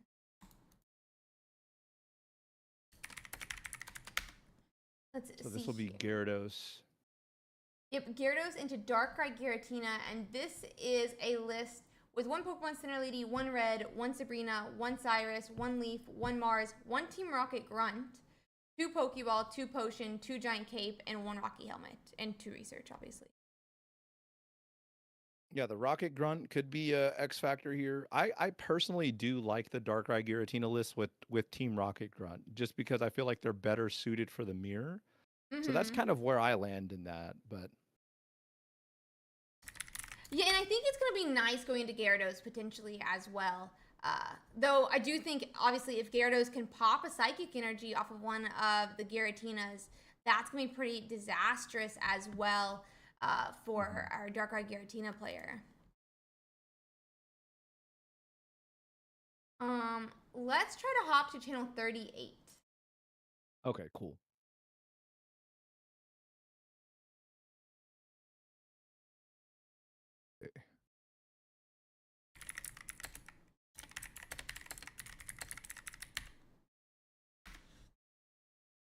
Okay, let's see. Thanks, Young Mong.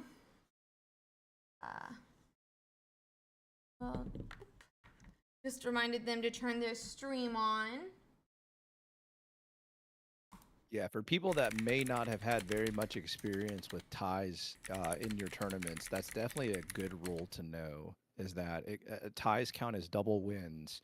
Yeah. So essentially, if you have a tie in game 2 or 3, it goes back to who won the first game. Yeah, or who wins next game if you're in game 1. And then, no, this is how we've run in our tournament since week 1, essentially. So I guess like Druddigon is where we started worrying about it. No, the Zard Arcanine. That was the meta, I guess, that came out. But it is in the rules. If you check page 1, it says it's legally by the tournament rules, like how you as Pokemon, it's called a double game loss. But it is marked as a double win, essentially. So, Eric just turned on their stream, so we'll get this up. Making sure it loads. It does. Start when ready. Coolio, and then we'll get into this game. I'm super excited to get to watch this Gyarados matchup. I've never really been a Gyarados player myself, so I haven't gotten to,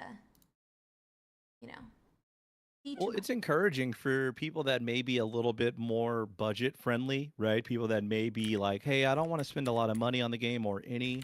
To see a deck like Gyarados still doing well should be encouraging because it's a deck that only requires 2 EXs and only 1 card from the newest set, which is a card that, is relatively easy to wonder pick, or maybe you even picked it up from one of the free decks that they handed out. So I do think that it's good to see decks like this doing well. Especially if you're a little bit intimidated of like, oh man, I don't think that I'm going to be able to, get a hold of 2 Giratinas, or, there's just so many decks that I want to play, but I'm budget friendly. Well, Gyarados is definitely a deck that you can lean on and do very well in, especially even in ranked. Yeah, is when you do very well in ranked. Similarly, if you are free to play, Meowscarada Beedrill was in our top 32. It is completely free deck minus one Meowscarada that you can get from the free decks. And then there's also, I think, and then also the Magnazone list got into our top 16. There's a pretty, you know, like free to play friendly decks out there as well. Yeah. Oh yeah, very very free to play friendly. So I think that you have options, and as long as you open your daily packs and take the wonder picks that look good or advantageous for you, I think you can definitely get by being free to play or a budget friendly player. Yeah, for sure you can, 100%. People are asking what happens if it's your game 3, then it's an actual tie. If you're in the top cut though, where it's a bracket, we do essentially a sudden death, which is similar to what they do in Pokemon as well. So we're getting into our game. Yeah, Manaphy going up against a Giratina. I believe the Manaphy player. I'd have to double check, but I think they went first. Yeah. No, they're going second. The Manaphy player's going second. Yeah. So we are going to be looking for a basic here from that Manaphy. We are starting with Giratina on Desi's side, and just bellowing away. Nothing lost by not having a Darkrai yet. So we are researching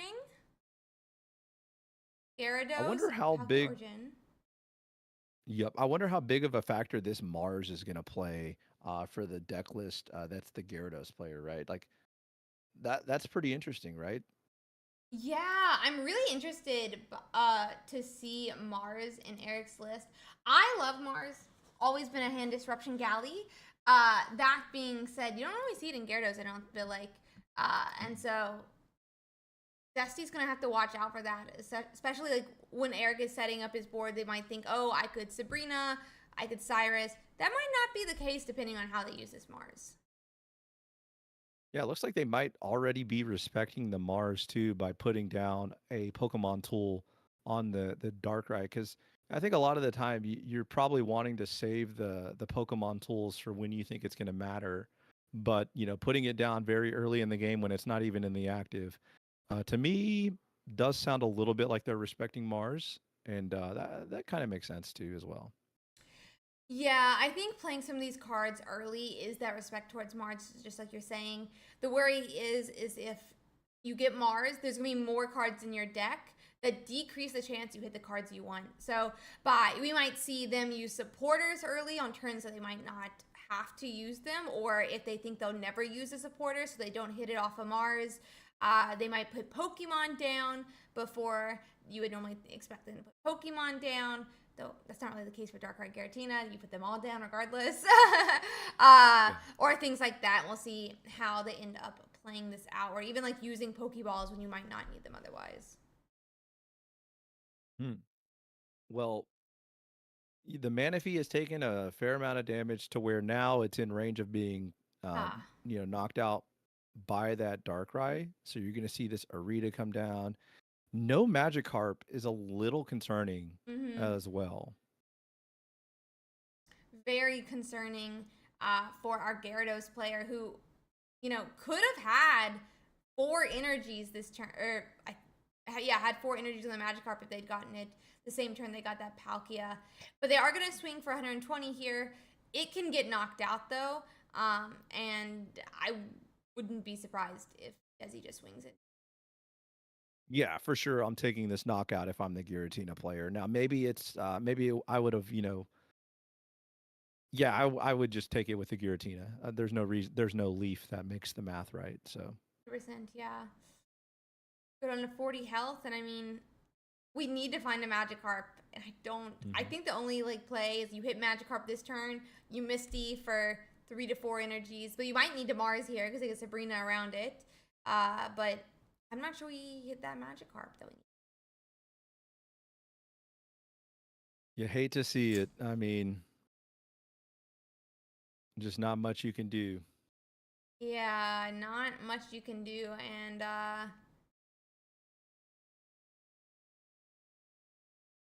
Yeah, that's going to be a concede. So, I mean, that's a quick game one. I mean, Giratina Darkrai just didn't do anything special. It played the cards that it normally gets. It just stayed the course, and just something that the Gyarados player unfortunately couldn't even really put up too much of a fight outside of that Origin form Palkia. Yeah, for sure. Not much else you could do there, but we'll have to see how game 2 goes. And there's always a game 3 if Eric Lopez does win this game. I feel like I have a controversial take, by the way, which is sometimes when all you have to do is get knocked out to lose, I feel like you should let your opponent just knock you out. Not as like BM, but as like, it feels so good when you take your 3rd point. I'm like, you know what? You deserve it. You could take the 3rd point. You know?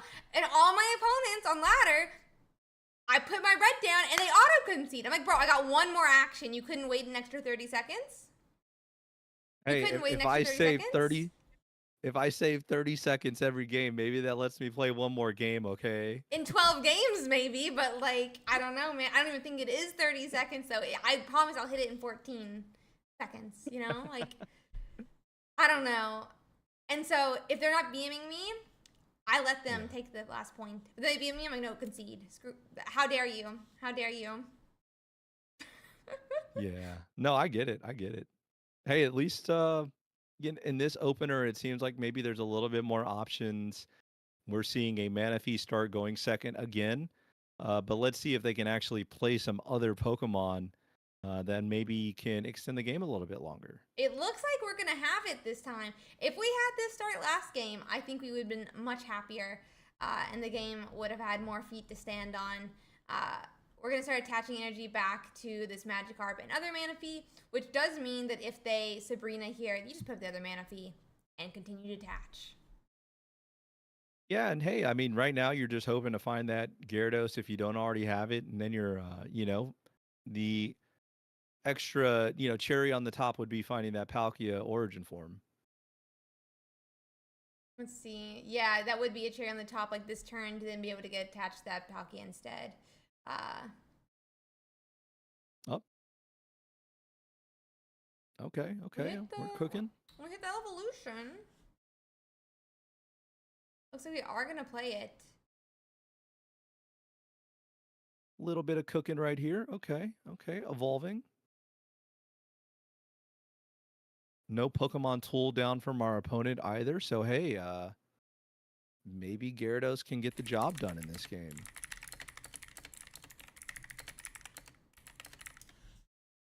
Yeah, so next turn, you would assume Gyarados could maybe start dealing some damage. The Giratina on the bench is not going to be... It might be ready to attack. It just depends on how they decide to play this turn as the Giratina Darkrai player. But staring down this Gyarados, if you don't have any Pokemon tools right now, it is a little bit intimidating. Yeah, very intimidating here. I mean, Gyarados could swing and knock out this Darkrai next turn. And then there's a pretty good chance, right, that, well, semi-good chance that it pops off one of those psychic energies from the Giratina EX. Definitely one backlash of having a second Pokemon on your board on Eric's side is that you are forced to attach a second energy. Yeah, that is true. Have a cape, though, so that will protect it minus a red from getting knocked out by this Gyarados. Okay, so they're choosing to get that Giratina on the bench ready to attack next turn instead of taking the knockout with this Manaphy. So let's see what the Gyarados player decides to do here. There's a lot of options here. If you have Arita, you could definitely Arita and then retreat. If you have something like, I don't know, Sabrina, you have options there. So they're choosing a hard retreat and red. Okay, so they're going to try to take this knockout right away. Hey. Here we go. Okay. Well, the ball is in the court of the Giratina player now. I think it was the correct play attached. It did. It discarded it. Did you see that? Oh, it did. Oh no, I missed that actually. Putting the points in. They're relying on that Team Rocket grunt now. One. Oh. Oh. Oh. I think they needed two. I think they needed two as well, but they won't get one shot this turn. Nope. But even if they don't get one shot, you got to worry about that Rocky helmet as well as, and then you still have the recoil. Mm-hmm. That energy discard might have been the game-winning play of this game. It may have been. It potentially could have for sure here. Because I think you just have to bellow here and attach to the. Yeah, I think you have to go to the bench. Unfortunately, like, I don't think that it's going to. I don't know. Let's see.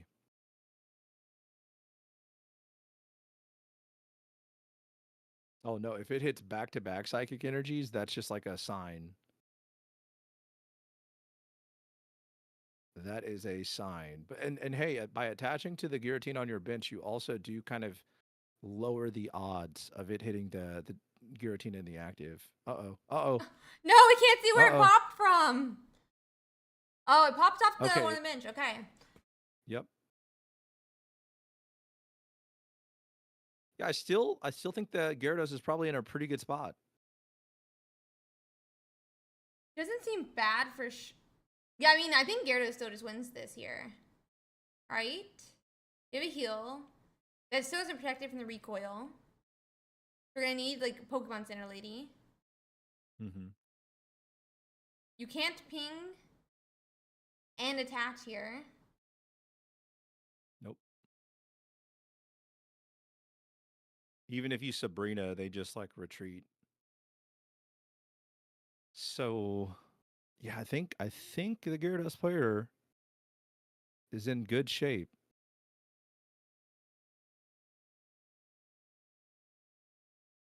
We're leafing back. So there's a leaf. Yeah, so they're just trying to extend the game.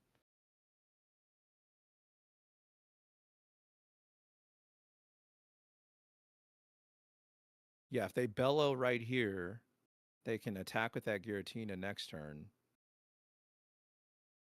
But And what does it there's really no do? Cyrus.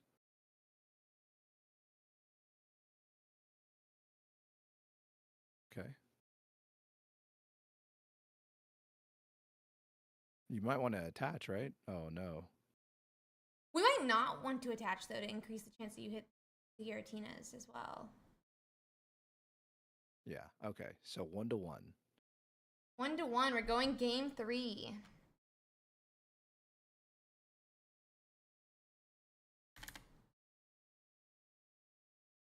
Well, hey, at least we got a little bit more of a game compared to game 1 there. And it looks like it's going to come down to game 3.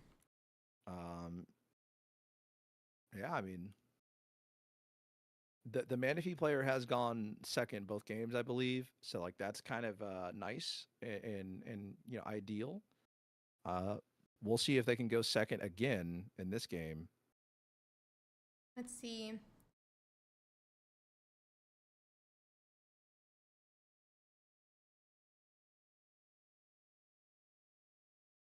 Oh wow, yep.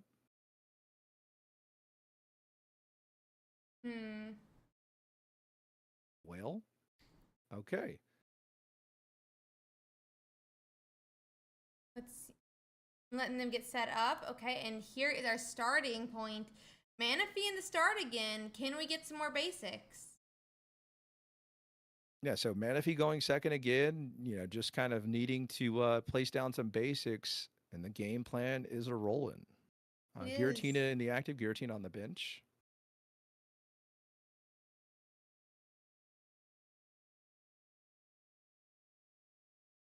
Let's see here.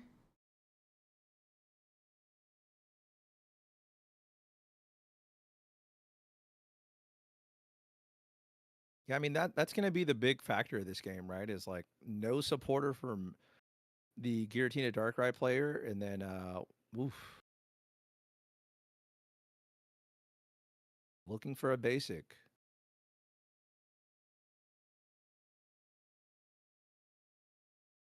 And we I pass. always attack. Yeah, I always attack there. Like, I don't even care. I'm just like, oh, I'm too depressed. I'm attacking you. But you don't even get to attack him. You just get to be like, where are my friends? Where are my friends? These are the energies that I would be attaching if I had friends. That's what I try to do. I'm just like, oh, I'm going to push the button anyways.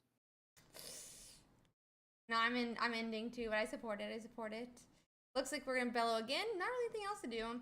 I mean, would you like to Misty your Manaphy? I don't really know. This is so sad. What a thrilling, engaging game that we are witnessing. No trainer cards being played for either player, and a Manaphy with 2 energies. A rarity. There was 2 energies on a Manaphy last game too, just saying. Ooh, back to back. Back to back to back. That time though is because we were attaching with a different Manaphy. Oh, that is true. That is true, yeah.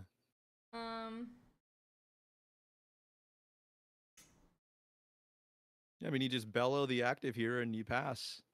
Yeah. I mean, it's no need to Mars, no need to do anything, just don't Mars, don't Iono, don't do anything, honestly.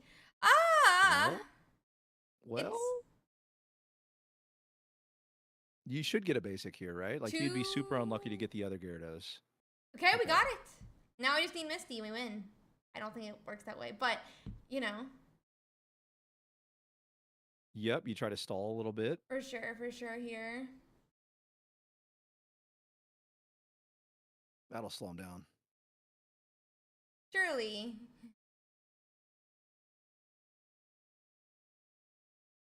Man, dude, this is one of those feels bad moments for the Gyarados player, right? Like, your deck just decided to brick, you know, just in the middle of top 4. No biggie. Twice. Yeah, honestly, we had like, I think it was like the Gyarados winner a couple weeks ago. I played his deck the next day. I lost out like every single game. I rated him afterwards. I was like, I played your deck. I hate it. It doesn't work for me. And he's like, oh yeah, I know I bricks all the time. I was like, what? What? Oh. Yeah, it's a hit or a brick. I mean, I guess the question is, do you Sabrina here if you have it? Now it's a 100%. Yeah, 100% use Sabrina here. No question about that. That can't be what they're taking this long to think about, right? Surely not. Surely it's got to be Mars or something. Yeah, like, do I Mars or not? But, because, like, you think if you sat there this long, would they have Gyarados in hand? And the thing is, they use Pokecoms. So you know they send at least one Pokemon back. Uh-oh. Uh-oh. Misty? Ooh? Is this their Yu-Gi-Moto moment? This is the Yu-Gi-Moto moment. We are hitting the triangle around our neck and we're turning into an Egyptian god. That's what we're like. It's literally about to hit the cutscene. We just have to play this Misty. Yu-Gi-Oh! Right? Like, you have to play the Misty here, right? Yeah, 100%. I don't actually remember the. Oh, I did it! That's all we needed. If you knock off a psychic energy, you are indeed Yugi. Oh my god, it happened!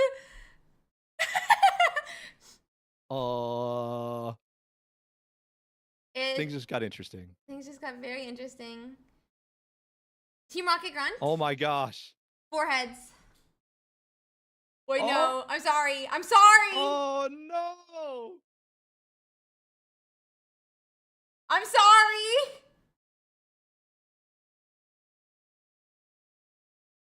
Oh no. But they have to bell on the bench guy, right? No, you go all in now. You go all in. You can't one-shot. You can't one-shot. You bell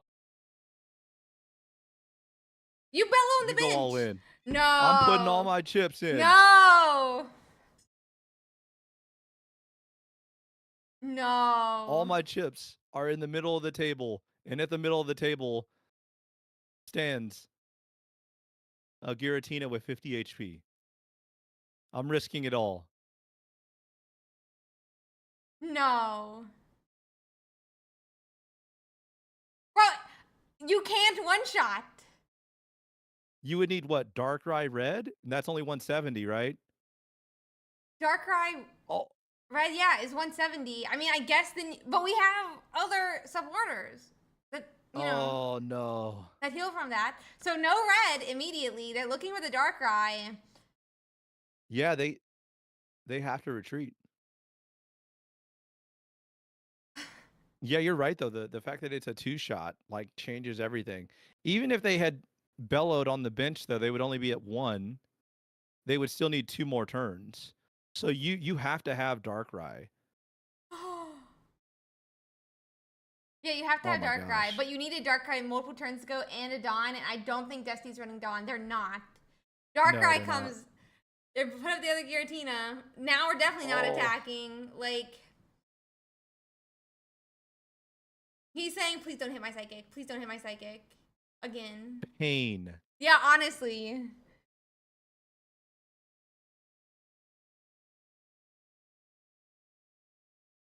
Mars? I think we just attack. I think we attack.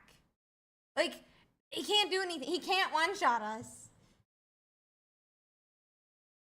I think Mars maybe gets rid of a threat in their hand though, like because they need a 2-piece puzzle, I think.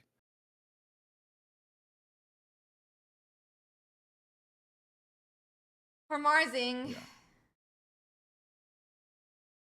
And then you scream Yu-Gi-Oh again in attack. Yu-Gi-Oh!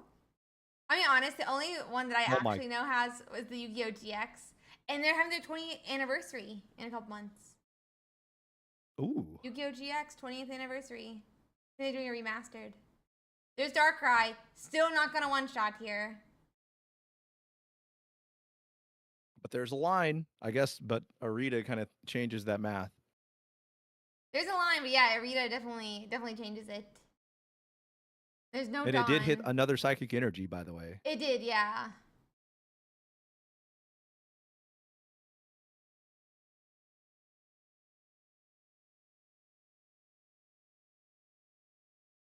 Oh my gosh. Yeah, I don't think I Mars back there. They were so bricked. But they had I'll reword that. That does mean they had a handful of supporters. So maybe I do Mars. I don't know too much. Well, they still have to retreat right here, and what do they retreat into? Both of the capes are on the board, right? Yeah, both capes are on the board. So they can't do anything. Do we have Cyrus in the Gyarados list? I don't think so. No, Gyarados doesn't have Cyrus, but they can't do anything. Yeah. Like they can't get high enough to stay out of a 1-shot range. 100%, yeah. So Fourth Psychic? man, tough break. No retreat. They lost to an energy discard. I mean, Red does win. Oh, there's Iridad. Now Red doesn't win. I was gonna say Red does win there for a second. Oh, off Gyarados this time. I guess Darkrai Ping in red still doesn't do enough. Yeah.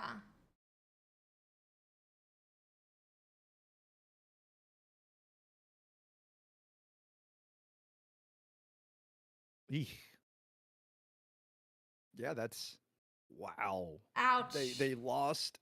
Assuming this happens the way that I am anticipating it, they lost to a discard. Wow. Yeah. Jeez, dude. That's Tough so tragic. break. Tough break. And we just win here now. And the heal for extra. Just in case that cape is visually glitched. You know, that could be a glitched helmet. You never know. Jeez. I will be right back, but that was crazy. That was insane, for sure. Absolutely insane top 4. That does mean we're going to be going... Wait. Was that game 2 or game 3? Is that game 2 or game 3? There you go. It was game 3. Okay, that's what I was thinking. Absolutely insane.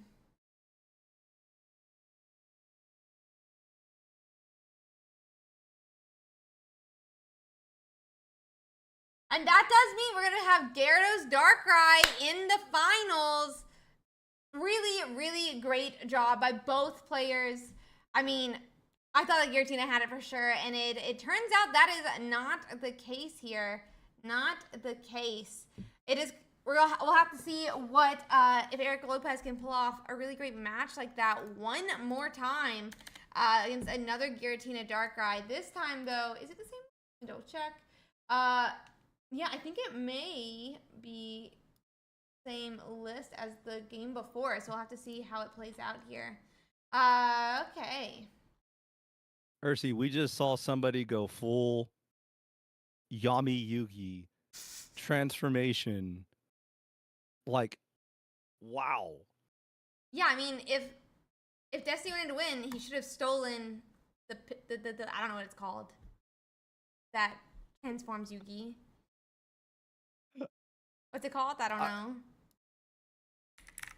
It's like I think it's like a Millennium Puzzle. Yeah, he should have stolen the Millennium Puzzle. I mean, that was insane. Absolutely insane. It was a really great match to watch. And to some extent kind of shows, right? Like, you stay calm, cool, collected, and you can still pull off the win sometimes.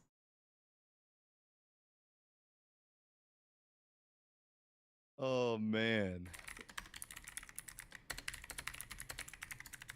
I love the fact that you brought up, oh, hey, well, if Gyarados can detach a psychic energy, you've alluded to that multiple times, and we finally see it in the top 4. It was a good one. It was a good one for sure. I feel very sad for calling the Team Rocket grunt. I feel a little bit like a terrible person, but it was only 2, not 4, so I don't feel too bad. Oh man, yeah, the grunt definitely could have been disastrous even after the Yugimoto moment. Yeah, for sure. For sure.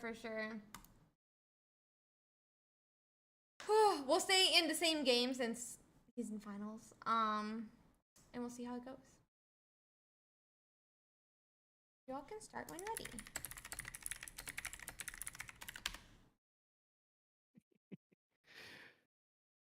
And oh my goodness. Well, here we go. I mean, I had so much fun watching that one. Hopefully this one will be just as fun. I feel like I'm telling you, every time I get to jump on here with you, the top 4 just it just gets bananas. Like, it's been incredible every time I've come on. So I'm happy to sit here and be a witness. I really appreciate you joining me today. I really, really, really appreciate it. We always have the most fun, I feel like, getting to cast some of these games. They are going to be getting into their match here. They are about to coin flip, so we'll let you guys know how that looks. But I would kind of recommend Eric Lopez to go charge his phone. He's at 11%. He's got a tournament to win. You got to charge the phone. Yeah, what happens if his phone dies mid-tournament? We can't do anything about that. Okay, and I didn't see who was going first, but...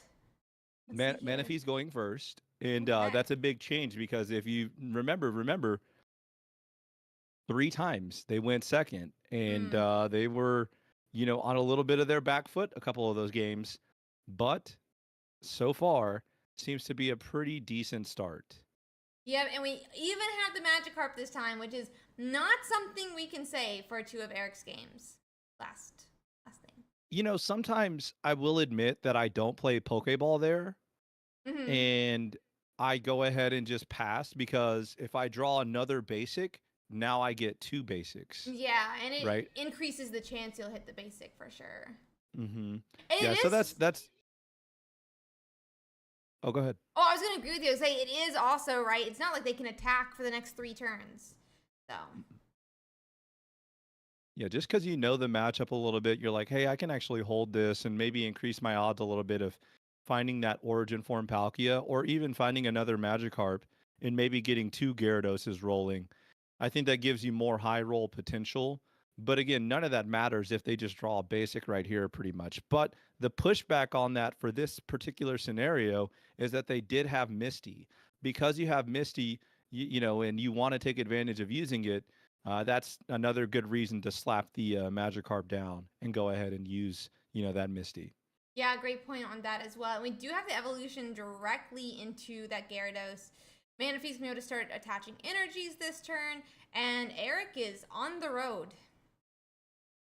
Yeah, and looking at the way this game is going to map out, there is potential for Mars to be a factor. We'll have to keep an eye on that, but yeah, so far no Darkrai on the bench means this Manaphy is going to be able to turbocharge this giant fish that evolved into like a dragon fish, but a Sabrina is going to knock those chances of ramping out. So, slows it down at least a turn. Yeah, it does do that. And it's not a card that you can just retreat with. 3 retreat cost? Ow. No, that was a great counterplay to slow this momentum down. Mm-hmm. Especially with no Darkrai pressure. I think it's just a pass. I think that was just like an unfortunate turn of events for the Gyarados player. I think so as well. I'm trying to think like if a Darkrai comes down, how many turns of Darkrai wins Giratina the game, and essentially then 2 turns from now.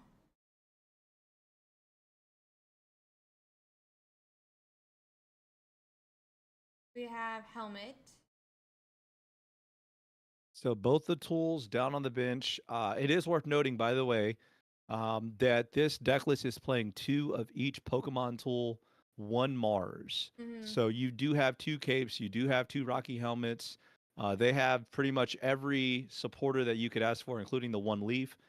So nothing too crazy or out of the box with this deck list. No Rocket Grunt, though, for those people who may be wondering at home. Let's see.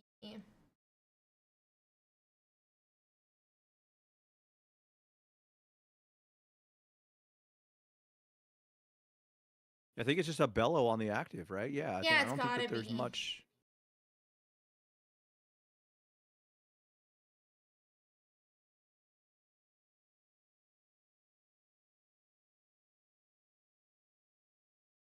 And the way this works out, there's a chance that Gyarados can absorb this damage and still get the job done. 100%, yeah. We've attached already this turn. Next turn, they attack for 130, maybe 150, hits 170. It'll have 150 health left. The only scary, I guess the only scary part if you're Darkrai Giratina right here is if Gyarados pops the Dark Energy on your Darkrai. Yeah, that would be the scary part. Yeah, okay. I don't think Gyarados saves us here. But do we even have 2 Gyarados? Yeah, we have 2 Gyarados. Yeah. So you need to find a way to heal this. Wow. We have it, but it's going to rely on this energy popping like we mentioned.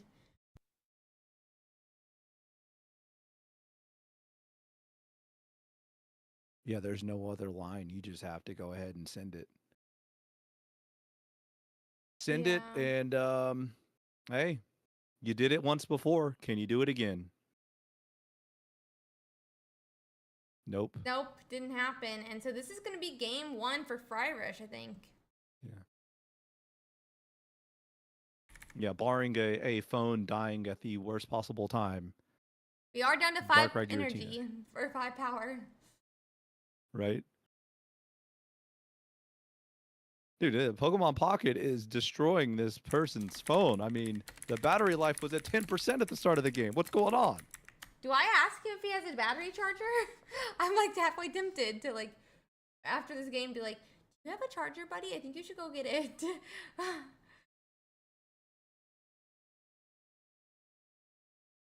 Yeah, if you were trying to conserve battery, I probably would have scooped right there. Yeah, also true. He also never turned on low power mode at all. It kept asking if he wanted low power mode, and he clicked cancel every time. Full power, 24/7. That's all I know. You need full power to win a tournament, surely. That's how it works. Yeah, but clearly not concerned with battery power. So Yeah, otherwise we were like.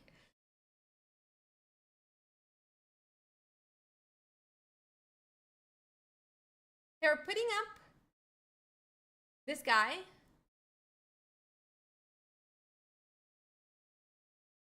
Might as well.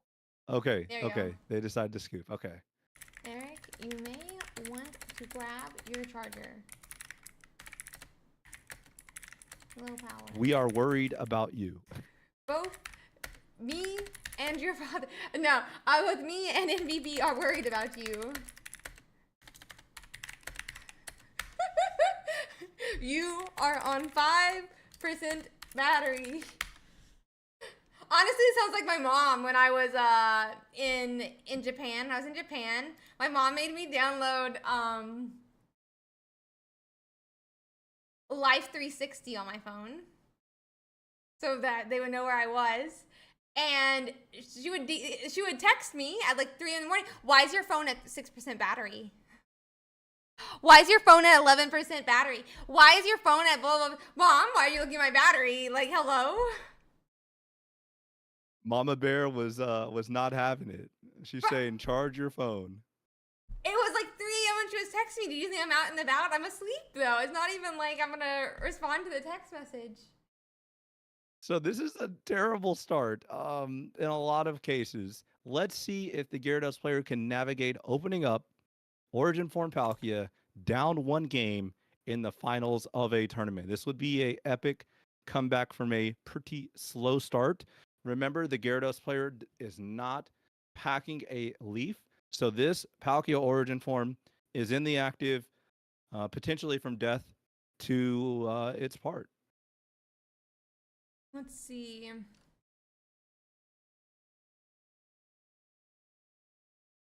Yeah, and I guess the our saving charging. grace. Okay. The saving grace is a Misty, right? I mean, a Misty could alleviate a lot of this pressure, but also going second does kind of help. For sure. Oh, that's going to be a Tails there. Misty. Come on. Okay, so I'm assuming the energy is going to go on the Darkrai and the active. There doesn't seem to be a lot of reason to be passive in this game and, attached to the bench. So I think it's going on the active and then the Bellow on the bench as well. Yeah, and I think this helmet on the Darkrai is going to be, it's really nice for Fire because it does if the Palkia attacks, and it'll be able to attack first. When it attacks, it'll put it in range of that Darkrai swing. So, really nice there. Yeah, definitely going to need some healing powers if you're going to pull that off with the Palkia Origin Form. But this is my biggest fear. When you talk about having Pokemon TCG Pocket nightmares, it's playing Gyarados and opening up with the Origin Form Palkia. Those are the things that keep me up at night. Yeah, it's definitely a nightmare, which is not great against the nightmare Pokemon. Oh, we attached? Huh. Didn't see that coming. Me neither. Pokeball into Manaphy. And again, like right there, I probably would have used research before using Pokeball. So that way I could hopefully find more basics, But again, hey, sometimes you rip a card and you're just like, I got to play it, And 100%. so you just do it really quickly. Yeah, presumably would have increased our chance of hopefully hitting a basic and then increases your chance of hitting a Magikarp. But we hit it with that communicator, and that's all that matters in the long run. So, take from that Magikarp, and we'll be able to start attaching to it this turn, which I assume we're going to be doing. Well, I almost want to say you attach to the Palkia, but I'm wrong. I'm just a little confused as to like how you navigate from here, because you can't retreat next turn and ramp with Manaphy. You can't attach and attack with Magikarp. I'm just a little confused on honestly both of the previous turns that we've seen right here in this finals. Yeah.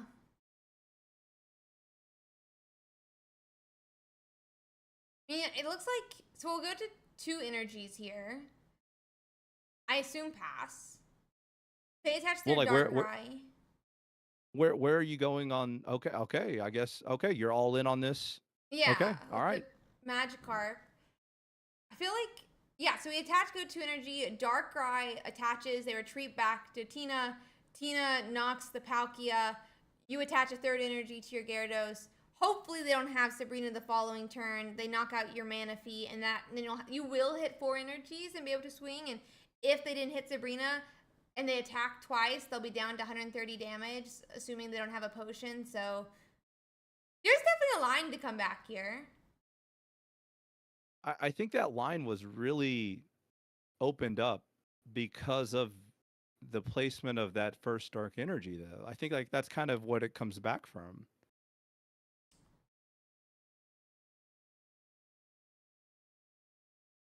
I'm surprised. But that was a clutch Arita. Yeah, it was a very nice Arita there.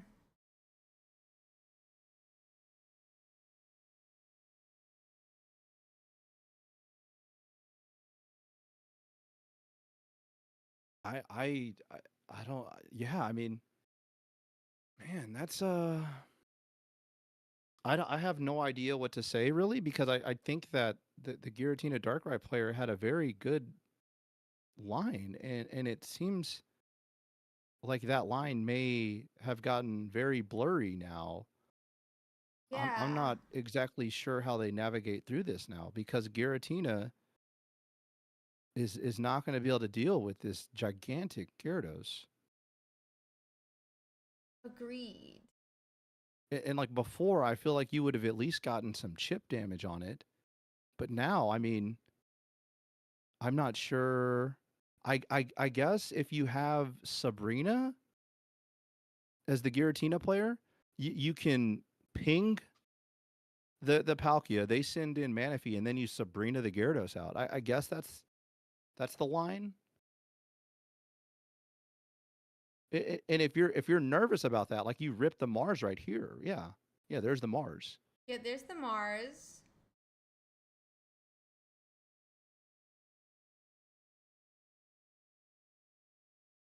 Maybe I'm off, and maybe the Giratina would not have been able to attack because it only had 2 psychic energy. I just I don't know. Maybe I'm the one that's off there, but I thought it was able to attack um like a turn earlier as well. I kind of think the turn that we put the 2 second energy on the Darkrai, we were supposed to retreat and start swinging. okay. But I'm Yeah, not sure. that would have. Yeah, that I mean that's also another alternative line, right? I mean, I'm just shocked at how they've gone about this. Same. But this is also game 3 of the finals. Like, you know, if you're ever nervous, this is definitely the time that you're nervous. This is game 2, isn't it?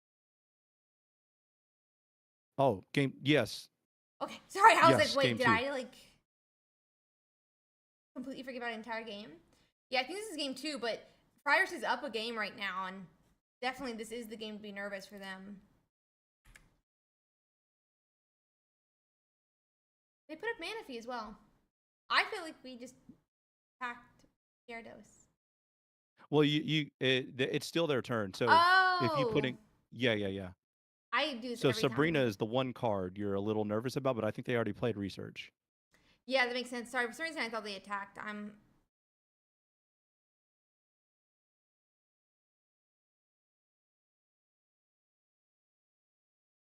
Okay.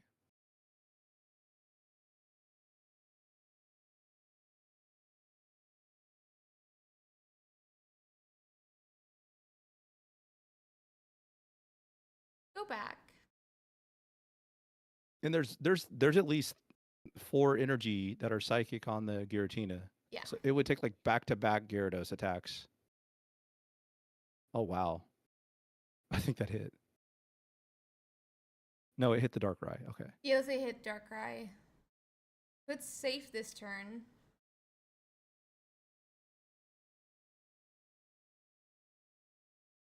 The question is, how do you deal with this gigantic Gyarados? I'm not really sure. It's going to go to 180 here. But max Giratina ever does is 170. Yeah, if you have Leaf, you almost like have to Leaf out of here. They're Yeah, there's leaping a back. leaf.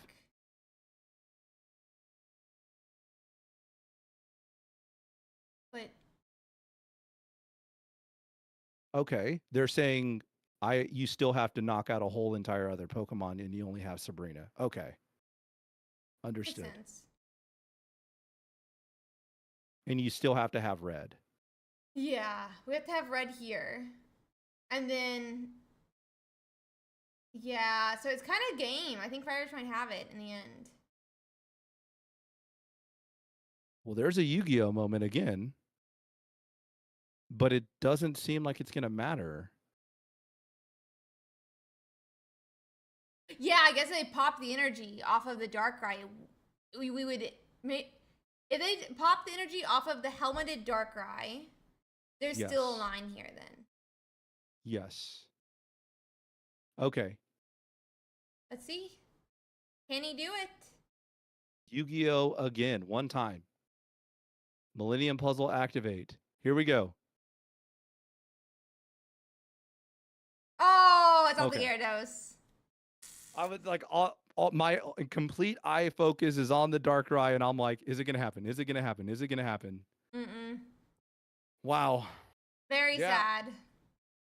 I thought that the Darkrai Giratina player had it in a pretty good control, and they end up finding a way to squeak out a victory. Very nice. Yeah, really great job by Fryrish, who did end up beating out Bixie as well, who was the back-to-back winner. But really great job by Fryrish there. Really enjoyed getting to watch that game. I'm going to quickly check some things. I'm not sure.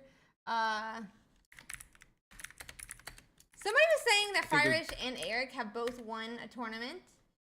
But I'm not sure if that's like completely true, so I was going to check real quick.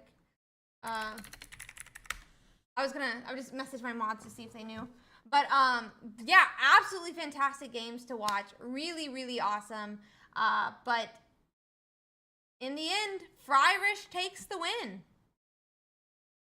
Yeah, I mean, honestly, you know, as much as we love to see the Blastoise decks and the Rogue decks, it was just hard to bet against Giratina Darkrai this tournament. And of course, Giratina Darkrai just does what it does. It's the deck that just keeps coming at you, attaching energy, putting pressure, and it's able to take away a victory in pretty a little bit close, but pretty good fashion as well with a 2-0 victory.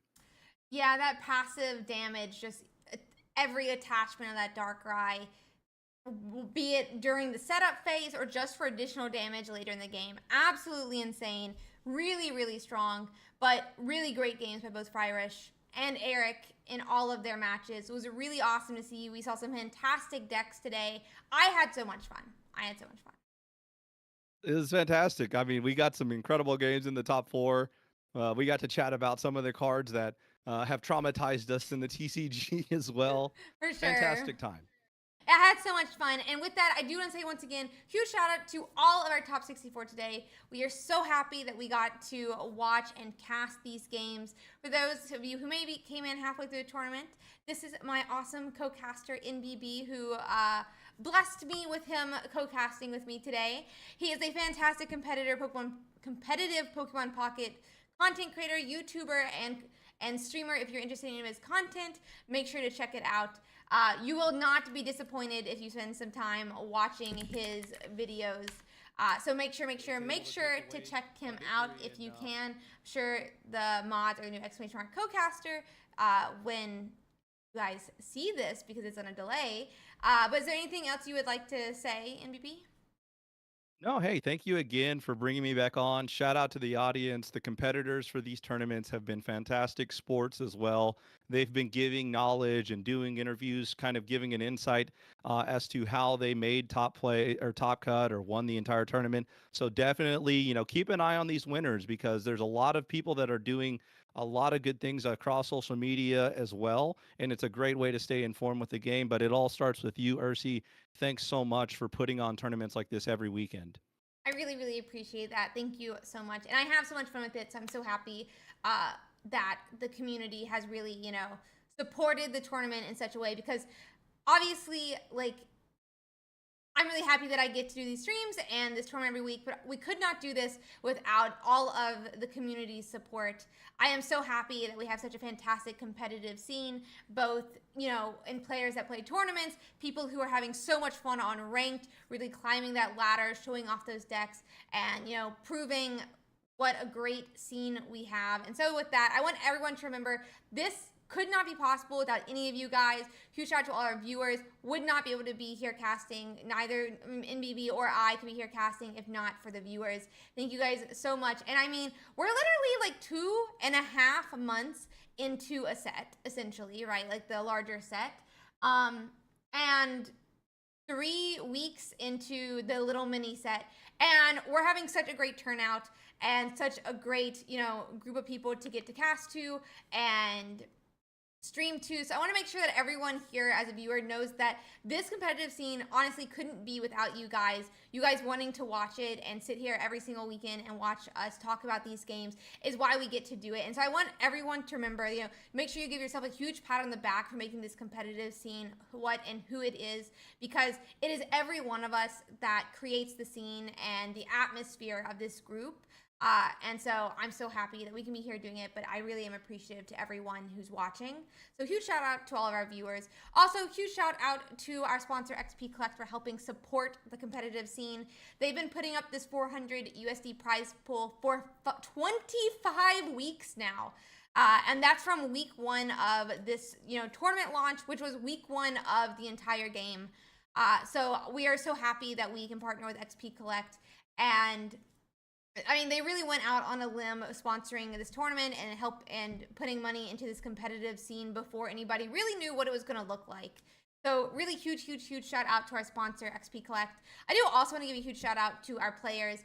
I mean, we had a fantastic turnout. Over, like, I think it was like 600, 700 players this far into the scene, where everyone right now is really just like competing for like top 100, top 1,000, top 10,000 of the ranked. I think I heard, I mean, you have to win like 15 games into Masters to even rank into top 10,000, which is like insane for the numbers of people that are in our competitive scene. So make sure you give yourselves a pat on the back for playing in the ranked scene, playing and really competing there. So we are so happy that we could have the players that we have, you know, this whole weekend. So thank you guys so much for playing. It is obviously only because of you, because there's games that we're casting. And I do want to give a huge shout out to our top 64 for putting in so much time.